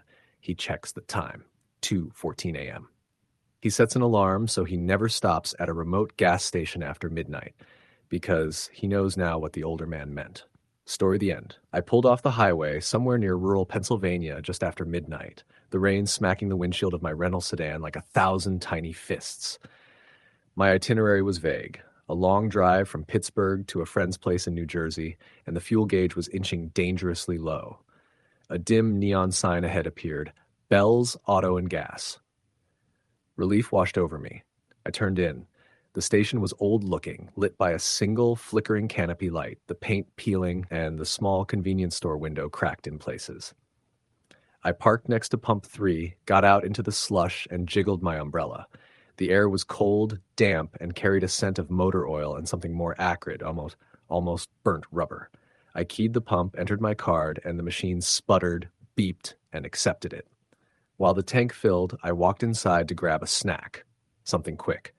The store was narrow, fluorescent lights buzzing overhead, the shelves half empty. The only other person inside was the clerk, a gaunt man maybe in his 40s, wearing a stained polo shirt. His name tag read Roger. He said nothing when I walked in, just stared into a freezer. "Just a soda and maybe a pack of gum," I said without making strong eye contact. He nodded without raising his head, rang up the soda, handed me a dollar bill and a 10, told me the change would be in the envelope next to the register. I looked, found the envelope, took it, and left. Somehow the tone of the exchange unsettled me. A kind of blankness in his expression, like someone forced awake for far too long. Back outside, the rain was heavier, the kerosene-scented air thicker. My car was splattered with grime. I noticed a figure across the lot. A man leaning against a pillar of the canopy, hood pulled up, arms crossed. He didn't move when I looked at him, but I caught his eyes. They glowed momentarily in the light, or maybe that was the puddle reflecting the light. I couldn't tell. I shrugged it off, focused on finishing the fill-up. The nozzle popped out, and I replaced it. I tossed the umbrella in the back seat, got in. The man at the pump across from mine was there now, someone I didn't notice coming in. He looked at me over the top of his car, his face lit by the pump light. He seemed older, unshaven, wariness etched into his features. He waved. "Long night," he said. "Yeah," I replied. "Where you headed?" "Jersey," I answered. He nodded, looked down, and then said, You mind if I set my radio to your station? I don't have one." "Sure," I said, turning the dial to a rock station. He nodded, "Thank you." He climbed in his truck and put it into gear. As the motor idled, I glanced at his truck bed. There was something large and rectangular covered with a tarp. I couldn't make out details. He saw me glance, shrugged, and pulled off the lot, tires spraying slush. I watched the taillights disappear. A chill slid down my spine. I restarted the car, pulling out onto the road, headlights reflecting chains of rain. I mumbled to myself, just a quiet stop, nothing weird. But when I reviewed the scene, the feeling of being watched didn't subside. Several minutes passed, the station shrinking in the rear view. I tried to focus on music, the road, but something tugged at the back of my mind. The odd clerk, the silent stranger, the covered object in the truck bed. I told myself I was being paranoid. Half an hour later, I passed by the edge of a small town called Maple Grove, lost track of time. The rain let up a bit, the road smoother. Then I saw flashing lights behind me, blue and red dancing in the side mirror. My heart jumped. I pulled over to the right, a state trooper's cruiser parked behind. He got out and walked toward me. "Evening," he said. "Good evening, officer." "License and registration." I handed them over. He looked at the papers, then back at me. "Did you stop at the Bell's Auto and Gas back in the county?" he asked. I balked. "Yes." "Why?" "Because we found a body nearby, in the woods behind the station." My stomach dropped. "What?" "Yeah, a dead man. Found about 45 minutes after you left. He was shot." I gaped at him. "You're not in any trouble. Just wanted to ask if you noticed anything unusual. Where you were headed." I swallowed. I left there and headed east." I didn't notice anything beyond the usual. He scribbled something. "Thanks. One more thing. You mind if we take your card used at the station? The one you used to pump gas?" "Sure." I gave it. He took a photo of it and handed me back a receipt. "Thanks. Safe travels." As he walked back to his cruiser, I sat thumping my heartbeat, then pulled back onto the road. The rain picked up again, and I sped off. The next morning, I couldn't shake it. At breakfast, I looked up news for the county. There it was. Maple Grove County, rural Pennsylvania. A man found shot dead last night. The article listed he was found outside the station, near the woods behind it. It said the station had been under investigation for some time. Multiple reports of odd behavior, but nothing definitive. I felt a hollow sensation. Had I seen something? That man leaning by the canopy, the stranger in the truck. Were they connected? I drove on, unsettled. Weeks later, back home in New Jersey, I turned the page on it, or tried. Then I got a call from my credit card company. Unusual activity. One card I used that night, a charge from Bell's Auto and Gas and another from a nearby motel, Maple Grove Motel and Suites. I hadn't stayed there. I told them to cancel the card. It made me remember something else from that night. After I left the station and got back on the road, the truck was behind me for a long stretch. I thought it must have been passing, but each time I glanced in the mirror, the truck stayed. Then I took a break at a rest stop. I checked the mirror, gone. I thought, good, made a mental note. But maybe it wasn't gone. Maybe he continued. Months passed. I told myself it was done, that I was safe. Then one night I drove through a snowstorm to pick up a friend. I tuned the radio, same station I'd set in that truck. A slow song played. I closed my eyes for a second, and something in the tone of the voice, the way the words lingered, it felt like that night on the gas station lot. My stomach curled. I switched stations. I couldn't shake that the man in the truck had carried something, had dropped it maybe near that station. The woods behind the station were dense and old. I thought of stalking eyes in the darkness, the rain-slicked lot, the pulsating hum of the canopy light. Later, I found online someone had posted on a local forum. They drove by the station days after the shooting and saw the canopy light bulb had been replaced, but the paint job looked rushed. The convenience store was boarded up and a police car sat in the woods. They posted a blurry photo. I clicked. The building looked deserted. The sign sagged. Then I managed to dig a little deeper. Apparently, the ownership of Bell's had changed hands abruptly a few years earlier. The previous owner had left quietly after something like personal reasons, and a shell corporation took over and renamed it only slightly. Rumors circulated of overnight deliveries, trucks coming in and unloading supplies, drivers rushing away. I thought, could I have witnessed something? When I filled my gas tank, they asked only for a card, no ID, no signature. I had been inside the store maybe 5 minutes. The clerk never said more than 2 words. The man leaning outside the canopy didn't leave until I did. The truck followed. The covered object in the bed, what was that? Something I should have asked, but I didn't want to invite trouble. My drive to New Jersey resumed. I kept looking at the rearview mirror. I stayed off side roads at night. I changed my motel nights to large chain hotels with cameras. Every time I drove past that route, I avoided the station entirely. One day, I logged into a missing persons site while doing that deep dive online. Someone reported their brother had disappeared. He was last seen in Maple Grove County and was a long-haul trucker who delivered to that station repeatedly. No one knows what happened. The case cold. I clicked through details. His last stop was at midnight. He texted his wife, "Almost done, heading out." Then radio silent. Investigators found his rig parked near the woods behind the station. No driver inside. It begged connection. The more I thought, the more I realized how lucky I'd been. That night, the clerk, the man outside the truck, they all lined up like pieces of something dark. I felt remorse for the lost man. I remembered the damp air, the neon shine, the hollow lot. Then, months later, I received a FedEx envelope at my apartment. No return address. Inside was a photograph, a blurry image of my car at the station that night I had taken from the tree line in the woods. I recognized the raindrops on the windshield, the same car, my license plate visible. Underneath, someone had scribbled in pen, "Thanks for the visit." My teeth clenched. I threw the photo into the shredder and flushed the shredded bits. But I kept the envelope, taped it inside a box, buried it under old tax documents. I kept driving to New Jersey, tried to shrug off the unease, but whenever I filled at a gas station, I noticed the details, the lighting, the lot, the signage, the cars around. I became hyper-aware. One night, while merging onto the highway, I looked in my rearview mirror and saw a pickup truck again, nearly identical. Dark, old, canvas tarp covering the bed. I froze. The driver made eye contact in the mirror, his head nodding slightly. I sped off. Once home, I phoned the local police non-emergency line in Maple Grove. They said the case was still open. I offered what I remembered. They took my statement. The detective asked if I'd be willing to come down if needed. I said yes. Weeks later, I got a call from them. They found the tarp object. In the woods behind the station, they uncovered a shallow grave. The trucker's body. The tarp had contained machinery and rebar, his body beneath. They had forensics. They asked for more details. Did I remember license plate characters from the truck? Did I note any sounds, voices, conversations at the station? I submitted everything I had, a description, the time, the rain, the lot. They told me to be cautious, that someone might have seen me, registered me. They suggested security measures. That night, I couldn't sleep. I kept the lights on, the doors locked.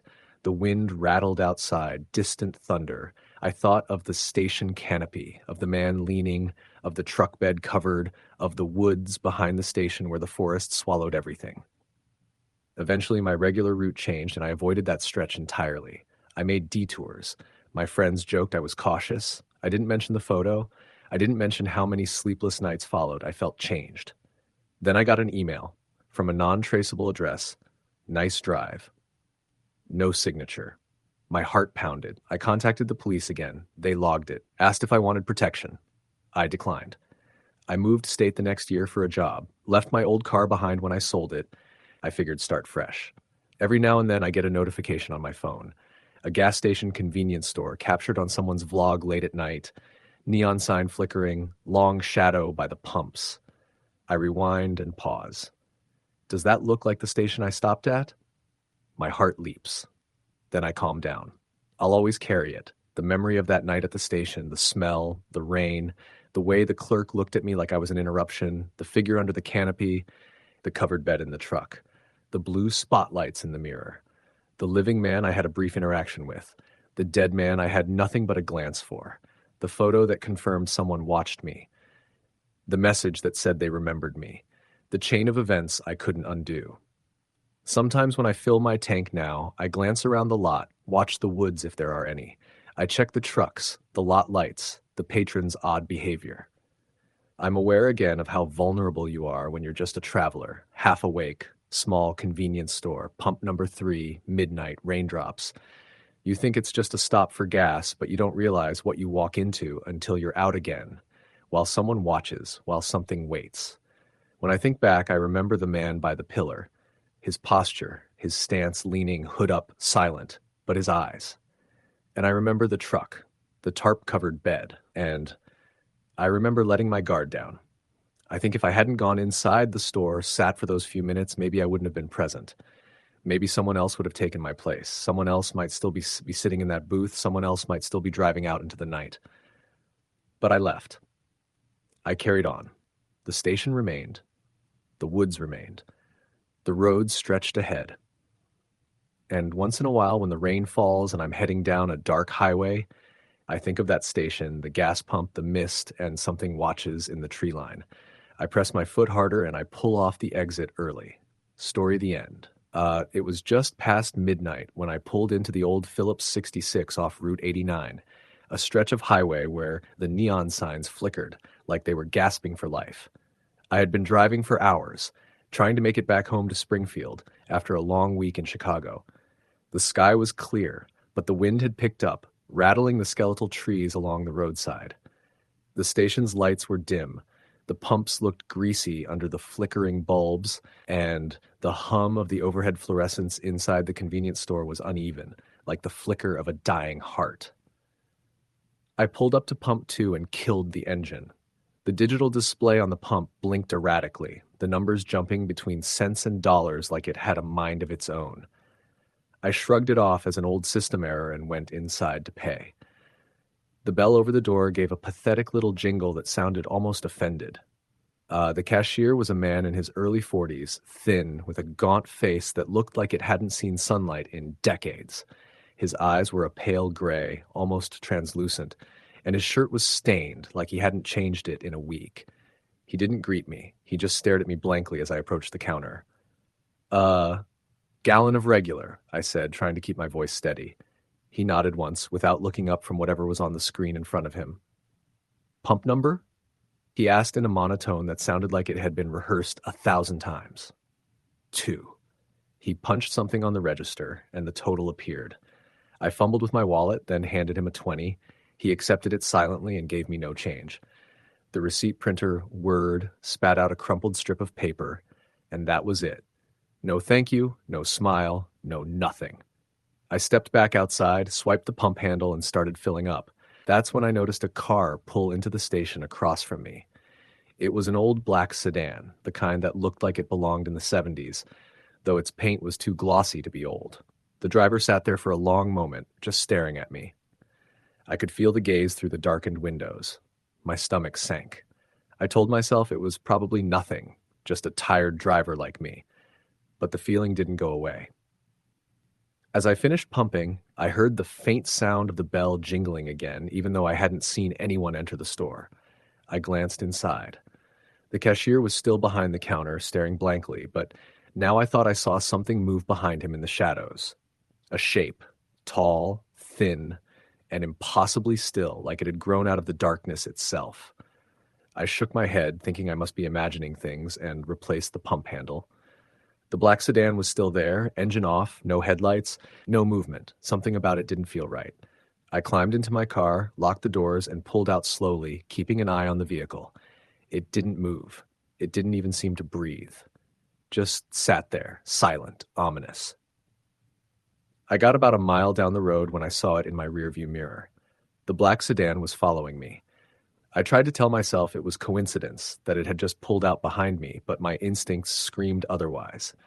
My pulse quickened, and I started driving faster, weaving between the dark patches of highway, but every time I glanced back, it was there, creeping along, a silent shadow keeping pace with me.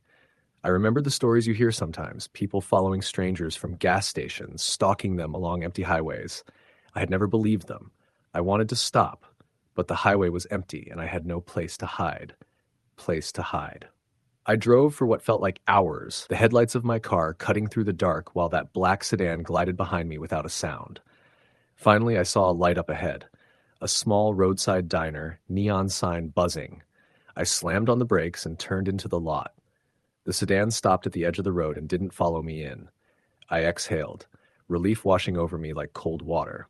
Maybe I had lost it. Maybe I was just tired, my imagination running wild. Inside the diner, it smelled of burnt coffee and stale bread.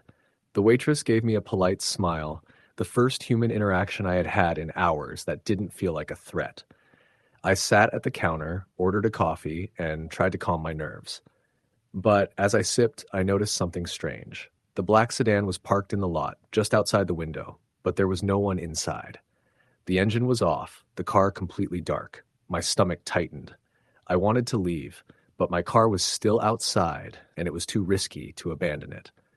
I finished my coffee quickly and left a few bills on the counter. As I stepped outside, the sedan was gone.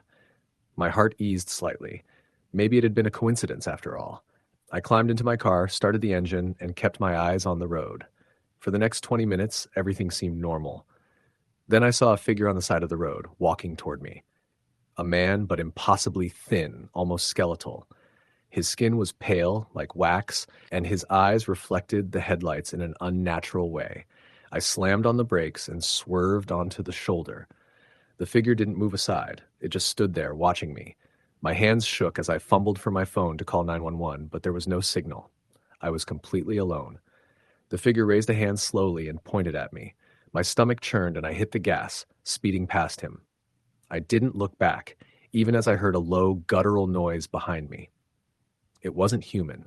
I could feel it, vibrating through the metal of my car. When I finally reached a town with lights and people, I pulled into a well-lit parking lot and parked. I sat there, heart pounding, trying to process what had just happened.